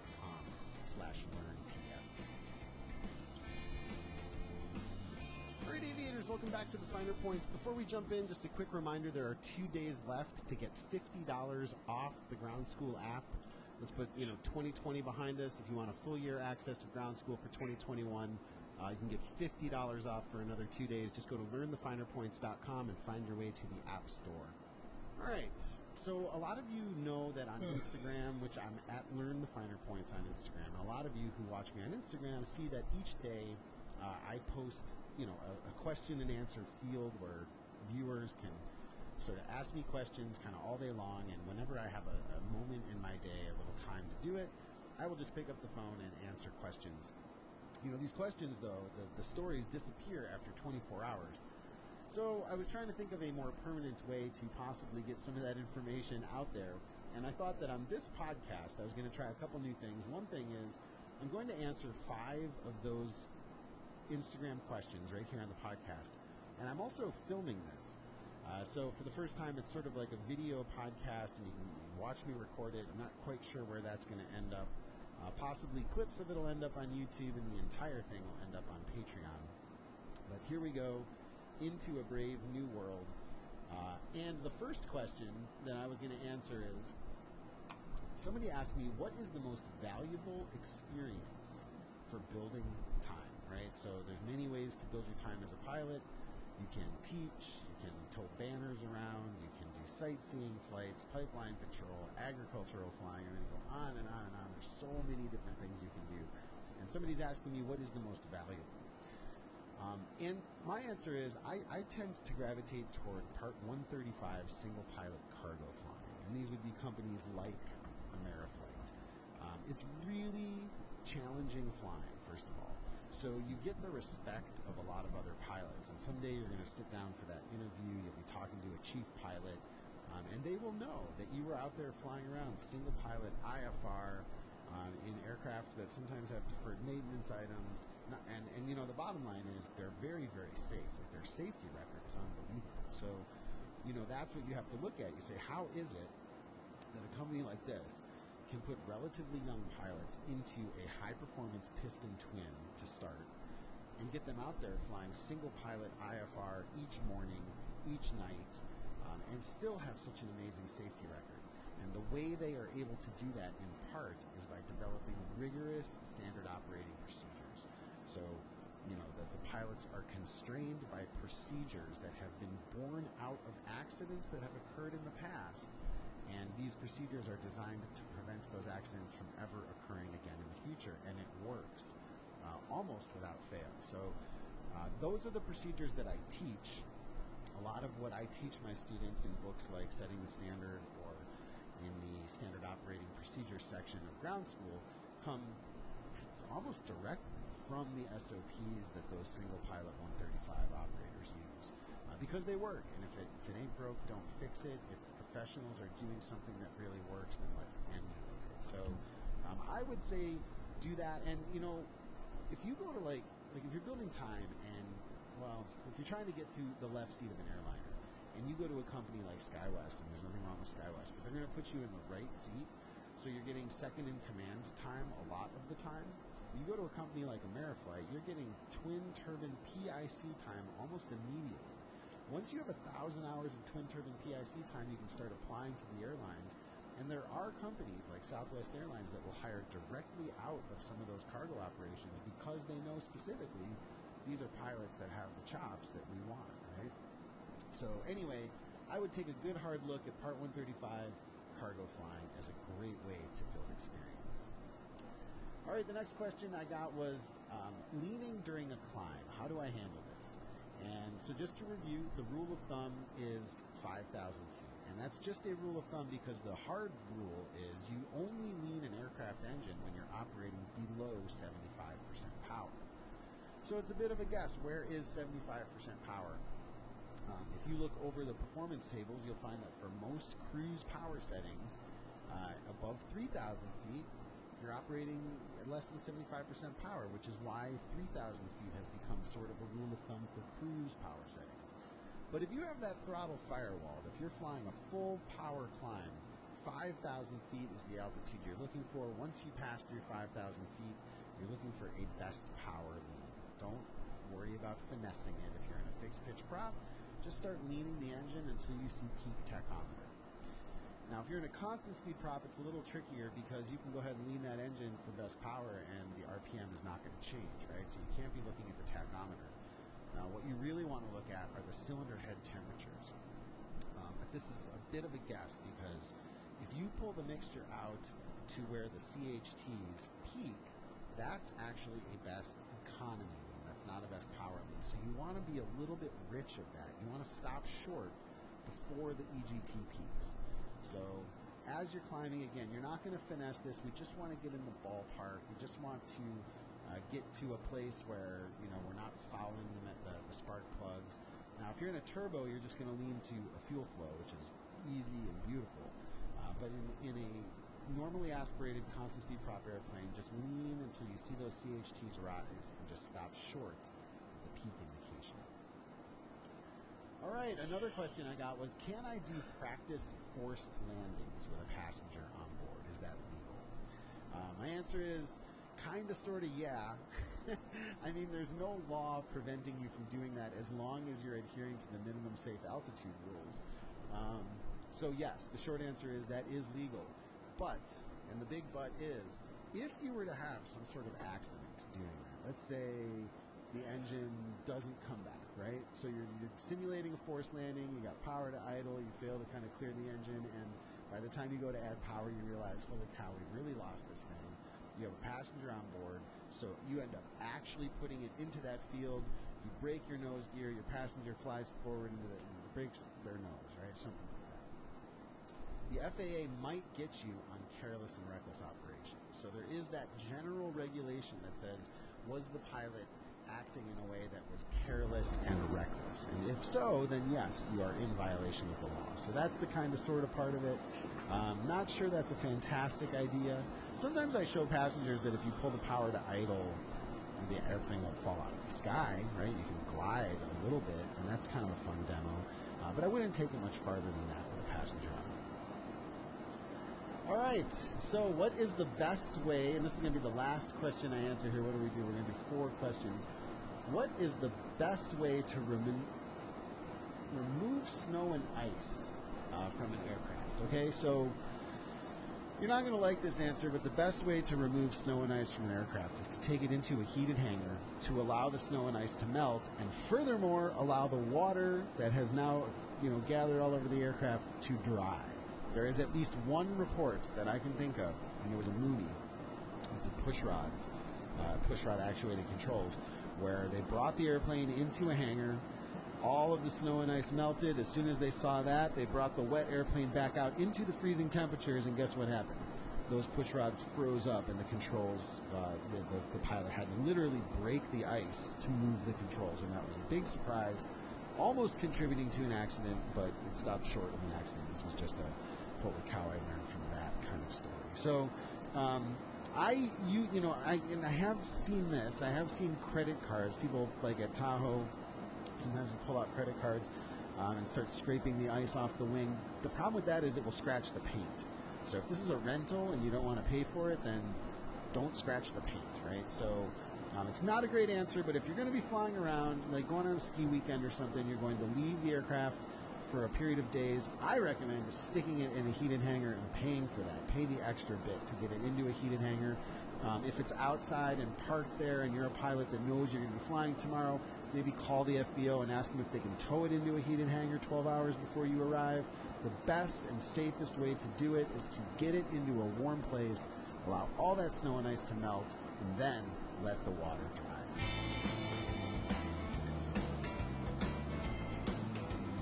All right, aviators, that is 4 questions from my Instagram stories, and it's kind of fun to get these out somewhere other than just on Instagram. But if you are interested in following along with what happens there, you can find me at Learn the Finer Points.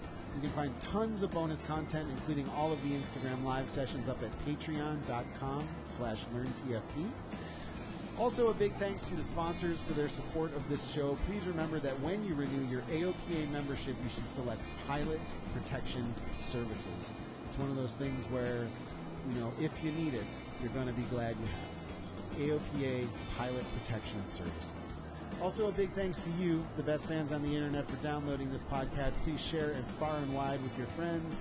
Leave us a good review on the iTunes podcast store. That helps with the search engines. This is the original flight training podcast, so you can brag about that to your friends. But most importantly, until I see you again, be safe and fly your best. 3,500, still established, clear for the ILS approach. Fort Charlie, Papa, thank you.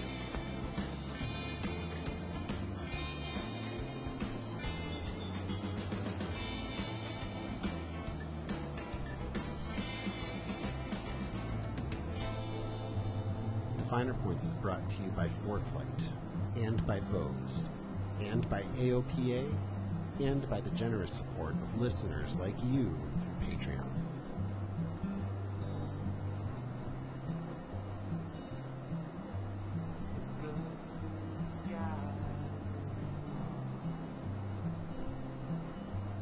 Look up in the sky, there you are. Floating like an angel on the airwaves, falling like a raven in the afternoon haze. I look up in the sky, there you are.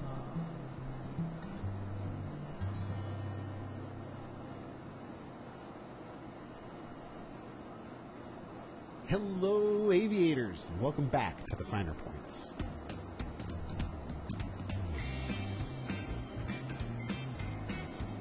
On this episode of the Finer Points, we are going to take a learning moment from my flight yesterday about how it can be valuable and work in your favor to negotiate whenever possible with air traffic control. I'm Jason Miller, and you're listening to the Finer Points. The Finer Points is brought to you in part by ForeFlight, the essential app for aviation, and by Bose, makers of the A20 headset. The A20 is the choice of military pilots and professional pilots all over the world. And by AOPA Pilot Protection Services. And by the generous support of listeners like you through Patreon. Patrons receive bonus content, all of the archives of the Instagram live sessions, Zoom calls with me, and much, much more. For information on how you can support the Finer Points and our mission to get quality flight training out on the internet and also get bonus content, please visit patreon.com/learntfp. Fort Charlie, Papa, you're 15 miles southwest of Lucy, flight present heading, maintain 3,500 till southwest on the localizer. Clear to ILS 32 foot. All right, aviators, welcome back to the Finer Points. I wanted to tell you guys just a great learning moment that came out of yesterday. I was commuting in a Cessna 182 from Auburn Airport down to the Bay Area, and it was pretty gnarly weather in the morning. I got up super early because I wasn't sure that I was going to fly, and I wanted to leave myself time to drive. I didn't want to paint myself into that corner. But when I went to bed the night before, there was a cold front coming off the ocean, coming out of the Pacific Northwest, and it was kicking up some pretty nasty weather. And when I got up in the morning, I was getting my weather briefing on the way down to Auburn to make the final decision as to whether or not I was going to fly or drive. And I learned that the cold front had just passed. So the most severe weather, the most severe rain storms, thunder showers were all to the east of us, just barely, but to the east of us. And what we had left was just kind of steady rain, overcast skies layered all the way up, and cold temperatures. I'm out there pre-flighting. I can see my breath. It's raining. It just feels cold. And there was an air met for moderate ice, that's rime and mixed ice, from the freezing level up to 20,000 feet. And the freezing level, according to the briefer, was somewhere between 5,000 and 6,000 feet. So the departure procedure called for a climb to 5,000, and I was going to be headed to the east, so the MEAs along that route are lower. It's heading out toward the valley. The MEAs, that's the minimum en route altitude for anybody that doesn't know, was 3,500. So, I have a no-go that says if the freezing level is at or below the MEA, the minimum altitude I can fly, then I won't go unless I have anti or de-icing equipment. So, in this case, it didn't qualify, right? The MEA was 3,500. The freezing level was probably around 6, somewhere between 5 and 6. So, it wasn't an easy no-go decision. The surface winds were blowing. It was a 15-knot crosswind, but nothing I couldn't handle. And most of the nasty radar returns had passed us. So these are all my no-goes, by the way. And the last one is if I have weather lower than the approach back into the airport. But sure enough, the overcast was about 400 feet. So it was just at the minimums for the approach back in, which this sometimes makes the decision-making harder when it's all like right on the edge like that. But anyway, I elected to go and pre-flighted the airplane, got some extra fuel just in case, and taxied out, got my IFR clearance on the phone, which is the way you do it in a non-towered field, and announced to the Common Traffic Advisory frequency that I was taking off, and boom, there I was, airborne and in the clouds, and I contacted departure, and the first thing that she tells me is climb maintain 7,000. Check it out. NorCal, Skyline 514 Yankee is 1,800, climbing 4,000. Skyline 514 Yankee, NorCal approach, good morning, reset transponder, club 4577. 4577, 514. NorCal, EPS 964, heavy 2,100 for 4,000. EPS 964, heavy, NorCal approach, good morning, radar contact, spawn and maintain 17,000. 17,000, EPS 964. November 48 Yankee, radar contact 2 miles west to Auburn Airport, Sacramento, altimeter 29906. Climb and maintain 7,000, expect 7,000 as your final. Okay, ma'am, any chance for a lower altitude due to the icing air mat? November 48 Yankee, climb and maintain 5,000, expect 5,000 as your final. Okay, we'll climb maintain 5, and we'd like as low as we can get the whole way through if possible. November 48 Yankee, roger. Just for now, climb and maintain 4,000. I'll see if I can keep you there. That'd be great, thanks. 4,000. 514 Yankee. So you can see, just don't take what ATC gives you. If you've got a plan, if you have a requirement, if you have a request, then ask for it. See if you can negotiate, and don't just take the next thing. See if you can get what you want. Be kind about it, be clear about it, let them know why you're asking for it. But most of the time, air traffic control will work with you to accomplish the result that works for both of you. Anyway, cool little learning moment there. The rest of the flight was spectacular. You can see those photos on Instagram. I flew my 2 lessons for the day, turned around and flew back, and I feel like I can die happy now. That was probably one of the best days I've had in a long time. Not that I don't love you guys and podcasting and YouTubing and all that, but my first love is flying airplanes.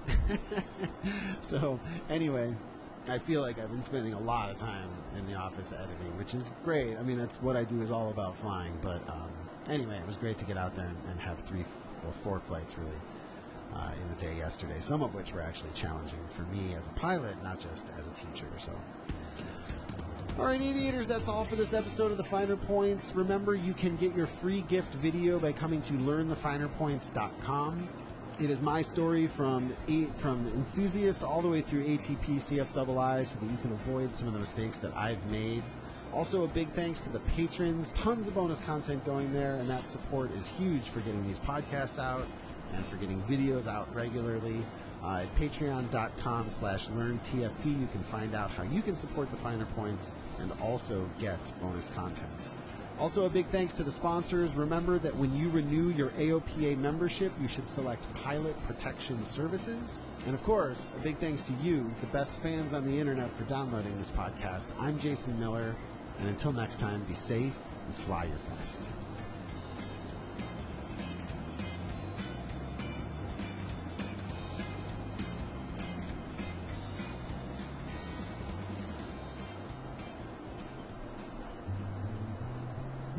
Finer Points is brought to you in part by ForeFlight, and by Bose, and by AOPA, and by the generous support of listeners like you through Patreon.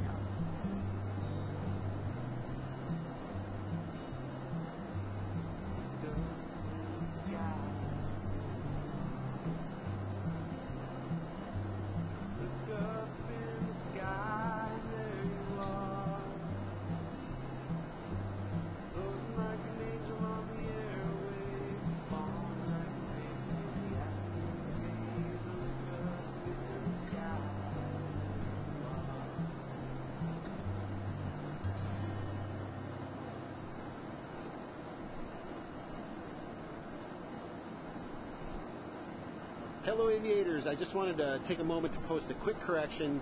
In the last podcast, I said that the PA-28-200, the Piper Aero 2 that I was going to fly, was covered in a recent AD, and that is not true. I was wrong about that, so I want to make sure that you get the correct information.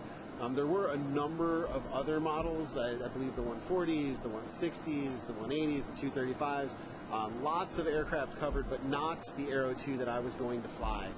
Someone was kind enough to send me a whole list of links that has a lot of the history here, the service bulletin, the AD, and many, many other things, and I've put that up as a free post at patreon.com/learntfp, so you can go there and click on any of those links free of charge and just see any, do a research dive if you feel so inclined. So I just want to make sure that you know the truth about the AD, but I will say this, that it doesn't really change the way I feel about the decision I made. At the end of the day, I had to make a decision based on my gut feeling and my understanding of the situation, and I needed to do more research. I didn't feel ready to jump in that airplane and fly, and I totally stand by that decision.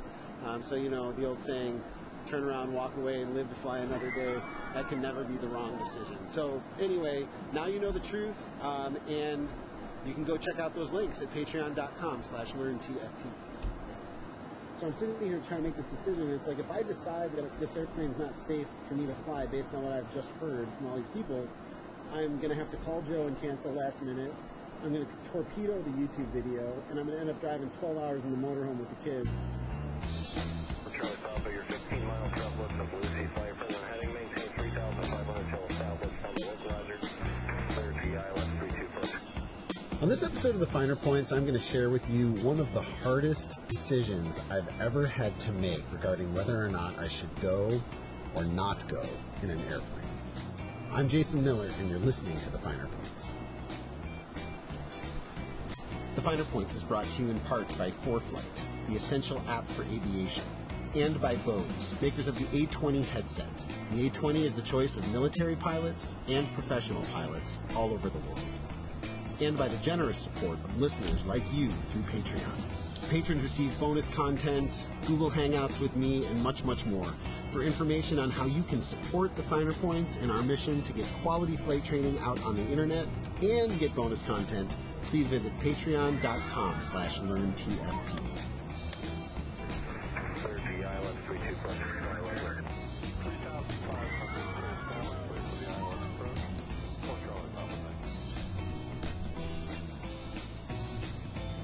Alright aviators, welcome back to the Finer Points. So many of you might have seen that just recently, about 4 days ago, I think it was November 24th, a new airworthiness directive was issued on many models of Piper aircraft. This is related to an ongoing issue that Piper has had in certain models with the wing spar.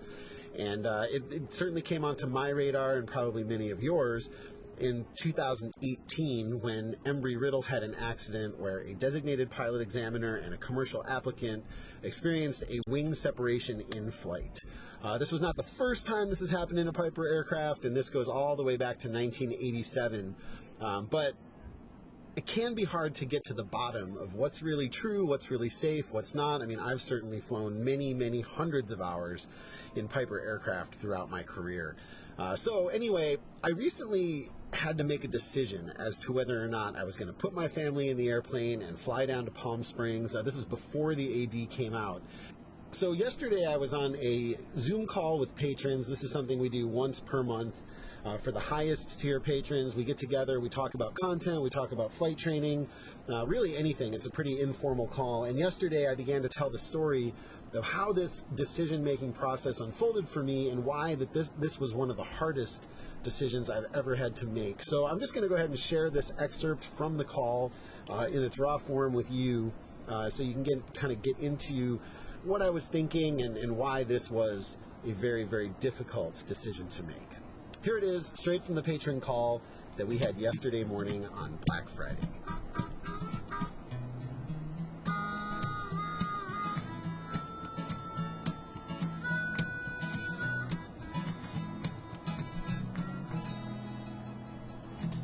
Yeah, and Piper's a whole interesting conversation. I can tell you guys, maybe we can even start there. I made one of the hardest decisions in my life. The hardest no-go decision I've ever made was, like, we ended up driving the motorhome down here to Palm Springs, which took us 12 hours. And I'm sitting the whole way down, I'm thinking, I'm a pilot. I could have gotten here in 3 hours, you know? But the only airplane I'm currently checked out in and where we're living in Grass Valley is that Piper Aero. And, you know, there's wing spar issues with the Piper Aero. I'm not sure if you're aware. The AD just officially came out, but yeah. Yeah, that's part of the story. So, but this is before the AD came out, and I've been flying it. You know, I've been making videos in it. I've been checked out in it. But when I was making the video, I was going to interview the mechanic because I wanted to tell the story that this is no big deal, that these spars are dealt with, that they're inspected. And I assumed that when I interviewed the mechanic, I was going to get an open and shut case. I figured the mechanic would tell me something solid. I would record the mechanic saying that. I could button it up for everybody on YouTube, and we could move on. But that's not what happened. In fact, what ended up happening is I stopped flying the plane. And the reason was because I didn't like what the mechanic told me. I mean, it really did not inspire confidence. And I don't know if we got off to a bad start. Well, so I actually interviewed 2 mechanics. The first one, it appeared to me, and this was not the one related to the actual Aero that I was flying. This is somebody at a different airport, but also managed Piper aircraft. And I just went in, and I thought I'd give him a cameo, sort of throw him a bone. And I asked him, are there any ADs out for the wing spars on the Piper? And he didn't know what I was talking about. He had never heard of it. He said, oh my God, that's been like over, it's just, if you this has been going on since 1987. Knows how to spell it.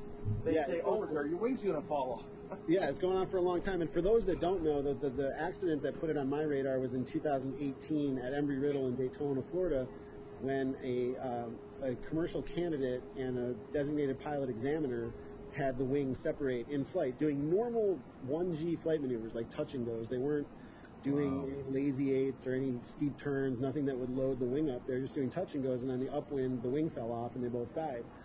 And if you Google it and start looking at it, there are versions of the wing spar issue that go as far back as 1987. So the first mechanic I interviewed did not know about it, and actually he said, if there's an AD, I would know about it. And he went into the AD system, and he goes, oh no, here's one. It says you have to inspect it at 27,000 hours. So what he wasn't putting together, and I didn't want to crucify him, but what he wasn't putting together was the Embry-Riddle crash plane had about 7,500 hours on it. So I knew that there was an AD requiring inspection at 27,000 hours. The issue is, here was a 2000-something model airplane, 2004, 2007, I can't remember, it wasn't that old, and here was one that had 7,500 or so hours on it, and the wing fell off. So clearly there was a disconnect, right? Like, this was like just a fraction of the allowable time. So I just thanked him and I left, and I thought, okay, I'm not going to use that guy. So I went to the actual mechanic that worked on the Aero that I've been flying, and I don't know if we got off on a bad foot because I asked him first if I could film it, and I think that pissed him off, and he was like, nope. Wow. So that's fine. I put the camera down, but then I just said, hey, I just want to know what you think about the wing spar. And he goes, what about it? And I said, well, you know, there's been some failure issues. He goes, I'm not worried about it. That was his answer. I'm not worried about it. He's not flying. Of course yeah, so exactly, right? So this is like not what I wanted to hear. This wasn't going to be like the open and shut case that I was hoping to roll into this video. This was like, wait a minute, if you're not, like, you should have a better attitude than that. And I said, well, is there an AD? He goes, nope, there's no AD. Well, there's not. The AD, and I said, isn't there something? Like, isn't there something? And he goes, well, there's a service bulletin, which is, and I said, what's the difference between an AD and a service bulletin? And he says, an AD is mandatory compliance, a service bulletin is a recommended procedure. And I said, did you do the service bulletin? He goes, nope. And I was like, so you didn't do the service bulletin? He goes, nope. And I was like, why not? And he goes, because I'm not worried about it. So, like, these are not answers that like inspire confidence, right? And so I went and looked over the airplane logs. I just poured over the airplane logs, and it had 8,000 hours on the airframe, which is 500 more than the aircraft at Embry-Riddle. So I'm sitting here thinking about it like from a logical perspective, because I didn't like the answer I got. And then I called the mechanics at San Carlos Flight Center, who I know and trust, and they said, no, this guy should be doing that. They said that's not okay. He should have done the service bulletin, and they should look at it every annual. So I asked the owner of the flying club, and I said, hey, what do you guys do in the annual? He goes, look, we look at it every annual. We get in there, we inspect it. But what he wasn't connecting was the failure happened. There was a crack at a point that's not visible during an annual inspection. So yeah, it's inside where the the only way to get to that component is to take the wings off, and that's a whole process. And I'm sure it's expensive and not fun to do. But him telling me so there's a way to check it without that. If you look at the AD, they don't recommend they're not requiring that you remove the wings. There is a check that you can do without removing the wings that will determine if it's at risk. Interesting. Let's talk about that in a second. But the wrap up of the story is, I thought about it, and I actually was about to go get in the airplane to fly back to the Bay Area to do a lesson with Joe. I was going to film the commute to make it a YouTube video for last week, saying this is how I commute in an airplane. And I was going to use it to take my family to Palm Springs right after all that happened. So if I decide, so I'm sitting here trying to make this decision, and it's like if I decide that this airplane's not safe for me to fly based on what I've just heard from all these people, I'm going to have to call Joe and cancel last minute. I'm going to torpedo the YouTube video, and I'm going to end up driving 12 hours in the motorhome with the kids to get to Palm Springs. But, after talking it over with my wife, and she goes, what was her comment? This was the deal. This was sealed it for me. She goes, well, if something happens, you can deal with it, right? And I said, no, you're not getting it. The wing falls off. Like, it's not, there's no dealing with this. This is like you're a lawn dart, and just imagining putting the kids in the back, putting my wife in there, and just imagining anything like that were to possibly happen. For me, it was just a no-go. So anyway, really tough call. I even called Flight Chops to have them talk me off a wall. I called the guys on my content team, and I was like, did I make the right decision? This is stupid. And then 2 days after we got here to Palm Springs, the FAA issued an airworthiness directive that says everybody has to do what we're going to talk about here in a second. So I felt really justified at that point where, like, thankfully, at least there's an AD. The guys on my content team texted me and said, looks like your decision-making was okay. And I felt really good about having made that decision. But that was a really tough one. And in fact, on the way down here, we met up with Chris. I don't think he's on this call, but he's one of the patrons. And Chris was saying that he flies the Warriors and the Arrows all the time. And I remember asking him, I'm like, you don't worry about it? He goes, nah, I don't worry about it. So before the AD hit, I was still second-guessing it, thinking, well, whatever, maybe it's fine. Maybe I'm being overly cautious. When I get back, maybe we'll take the kids on the Sun River or whatever. And then the AD came out. So, Jack, what do you know about the AD? Primarily, what I know is I fly a Piper Archer out of my local club, so I want to know these types of things. So I've done some research on it. But a lot of what I know is what I found online from, for example, in the hangar show, they had, I think it was someone from the FAA come on specifically to talk about the incident that you talked about with the DPE and the forthcoming AD. Yeah. What's that? I know which one you're talking about. He was an A&P and he was specialized in that area. Yeah. And he talked about how the AD, as I recall, was not going to require that you remove the wings because there was a way to look at the strain at where the wing connect. I forget what you call it, the wing spar. At the wing spar, that would determine whether or not you're at risk for it. And if it's there, then yes, take the wings off to verify, which you have to do to fix it if it turns out to be a problem anyway. Right. So, but that's about the extent of my knowledge on the specifics. But I've known about this AD since before I started my training. So the first thing I asked my CFI when we walked to the Archer, this guy's had that checked, right? He says, yes, both the club's Pipers have been checked for that. So. Yeah, see, that's great. And I'll find out really what's up, because this Aero now that I've been flying is going to have to get that inspection, and I'll be able, then we'll know if it had a crack or not. And, if it does end up having a crack, I'll feel like I really just dodged a bullet. All right, aviators, that's all for this episode of The Finer Points. If you want to hear the rest of that conversation, I think we go on for another 20 or 30 minutes, and also see it in its video form, That's online at patreon.com/learntfp. There is lots of bonus content at Patreon, and it is a great way to support the Finer Points in our mission to get quality flight training out onto the internet. Also, a big thanks to the sponsors. Remember that when you renew your AOPA membership, you should select Pilot Protection Services. And a big thanks to ForeFlight and to Bose. If you haven't yet gotten your free gift video, that is available at learnthefinerpoints.com. It is my story all the way from aviation enthusiast through ATP, CFII. You can learn to avoid the mistakes that I made along the way and maybe pick up a tip or two. That's at learnthefinerpoints.com. A huge thanks to you, the best fans on the internet, for downloading this podcast. If you see fit to do it, please visit the iTunes store and leave a review for the Finer Points podcast. Share far and wide with your friends, and most importantly, until next time, be safe and fly your best. The Finer Points is brought to you in part by ForeFlight, and by Bose, and by AOPA, and by the generous support of listeners like you through Patreon.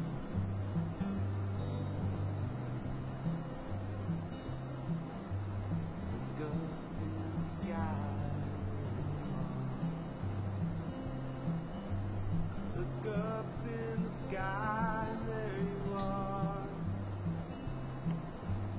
floating like an angel on the airwaves, falling like a raven in the afternoon haze. Look up in the sky, and there you are.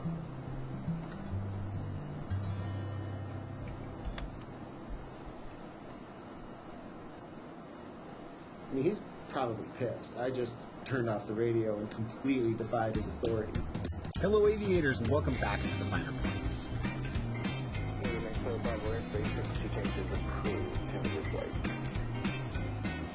On this episode of the Finer Points, we are talking to AOPA Pilot Protection Services, specifically attorney Chad Meyer. If you sent us legal questions and you're wondering what Chad had to say about them, that's what we're talking about on this episode of the Finer Points. The Finer Points is brought to you in part by ForeFlight, the essential app for aviation, and by Bose, makers of the A20 headset. The A20 is the choice of military pilots and professional pilots all over the world, and by the generous support of listeners like you through Patreon. Patrons receive bonus content such as all of the archives to the Instagram live sessions, patron Q&A sessions, Zoom calls with me, and much, much more. For information on how you can support the Finer Points and our mission to get quality flight training out on the internet, please visit patreon.com/learntfp.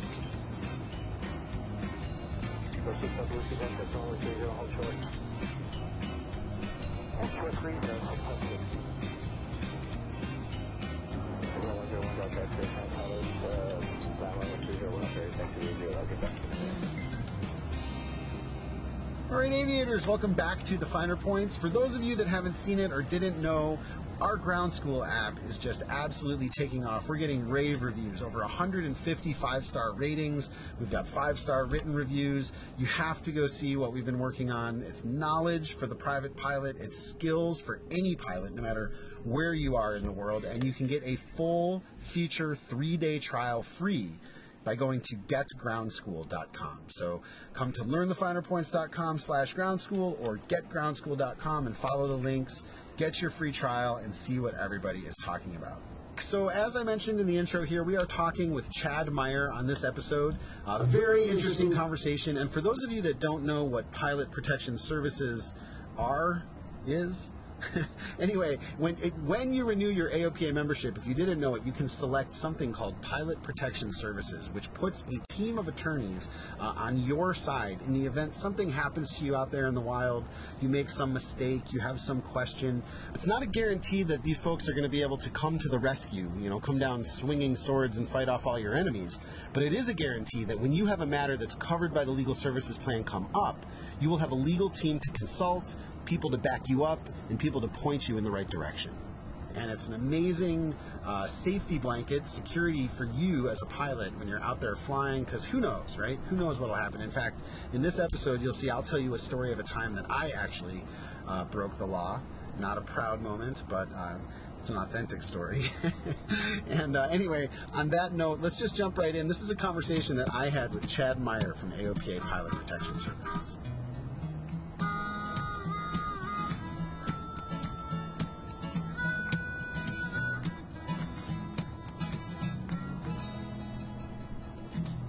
Chad, thanks so much for taking a minute to come on the show. I keep saying the name AOPA Pilot Protection Services all the time, but it's really cool to have you here actually live where I can ask you questions and the audience has already sent in questions, so thank you. Yeah, Jason, you're very welcome. Thank you for having me. It truly is a pleasure to be here. I think it's going to be a lot of fun. You're one of a handful of aviation podcasts with the finer points that I've been listening to since before I took my first flight lesson. Since I caught the bug and started reading and started ground school, I've been keeping up with the podcast. You do a great job, and I'm thrilled. Wow, thanks very much. That's cool to hear. Well, then you may have heard, there's kind of a story in my own experience, if you don't mind, I'd like to start with. Sure. As long as I have you here, I'm going to ask you my question first, right? Yeah, hit me. Yeah, so this happened years ago, and I don't know that I even really understand what happened, but I tell this story to my audience in various places, on Instagram and podcast, and it's a story of where I made a mistake on multiple levels. I mean, I made a mistake in decision-making, mistake in potentially violating regulations, which maybe you can help straighten me out on. But real quickly, the story was I was doing a charity flight for my daughter's school in which I had rented a very fancy airplane, and a couple that was wealthier than I had bid a lot of money for me to go take them on a sunset flight. And we're going over the San Francisco Bay, and I'm doing my thing, and I do it once a year, so I have the route pretty much down. I know exactly where I can fly. It'll be 1 hour on the Hobbs. It's not going to break my CFI wallet, and they're going to be very happy. And here I was, coming around the east side of the bay. I had to transition the Oakland class Charlie, so I arranged flight following with NorCal Approach. And I had flown through the Charlie, so I was no longer in the Charlie. I'm now flying in Echo airspace, pointed essentially southeast, and I wanted to turn to the west because that was where I needed to go to get back to the home base and have this flight be 1 hour. And air traffic control says, turn left, which is not the way I wanted to go. They said turn left heading 090. So I understand why. They have jet arrival traffic. I can see a lot of that traffic. I'm situationally aware. I'm listening to the radio. But I'm headed now in the entirely, the opposite the place I want to be going, and they're taking me pretty far out. And I fly this way, just keeping my mouth shut for a little while, until finally I say, you know what? I'm just going to terminate radar service because I know what they need. I'm going to get low. I'm going to go back in, I'm in Class Echo airspace. I'll just go straight to the Delta Tower. And I said to him, we'd like to request a termination of radar service, to which they said unable. And I've never heard that before, ever. And we can come back to it, but one question is, are they legally able to say that I can't terminate radar service, which is an optional service? And so I fly that way a bit longer, and then here's probably the first real mistake I made. This hazardous attitude in me sort of flares up, this anti-authority attitude, and against what I would now say is better judgment, I just said, you know what, I'm going to turn off the radio, squawk 1200, and go straight to the tower. So I switched the frequency, I squawk 1200, and I maneuver at a low altitude back to the Class Delta Tower. And on landing, I leave the runway, we taxi clear the runway, and the tower says, we have a possible pilot deviation. I have a phone number, advise ready to copy. And yeah, you get that sinking feeling in your stomach at that point, right? Yeah, I think the sinking feeling probably started before that, but yeah, this was definitely, because flying back, I realized this is not the way to behave and not the way to fly. But I pull off the runway, I write down the phone number, and I tell my students this as a story. So for anybody who's listening who hasn't heard that story, I use it as an example of how all of those hazardous attitudes really live inside of us. It's not like you meet somebody and you say, oh, there's the macho guy, and ooh, there's the anti-authority guy. Under the right pressure, in the right circumstance, we all should be aware of these possible hazardous attitudes that have known to show themselves as patterns in the industry and things that can really affect all of us, including me. I'm not immune. And I'm thinking this through as I tie up the airplane and the couple goes home, and I'm cooling myself down, and I remember the new compliance philosophy, which is another thing that I teach my students, that the FAA has a compliance philosophy that's no longer a subjective thing. It's written down, it's policy. They are going to work to offer a remediation before they slap a penalty on you in theory. So after I calm down, I call the air traffic control center, I dial the number, the TRACON facility there, and I ask for the controller. I say, hey, this is the pilot of whatever my N number was. I'd like to talk to the controller. I got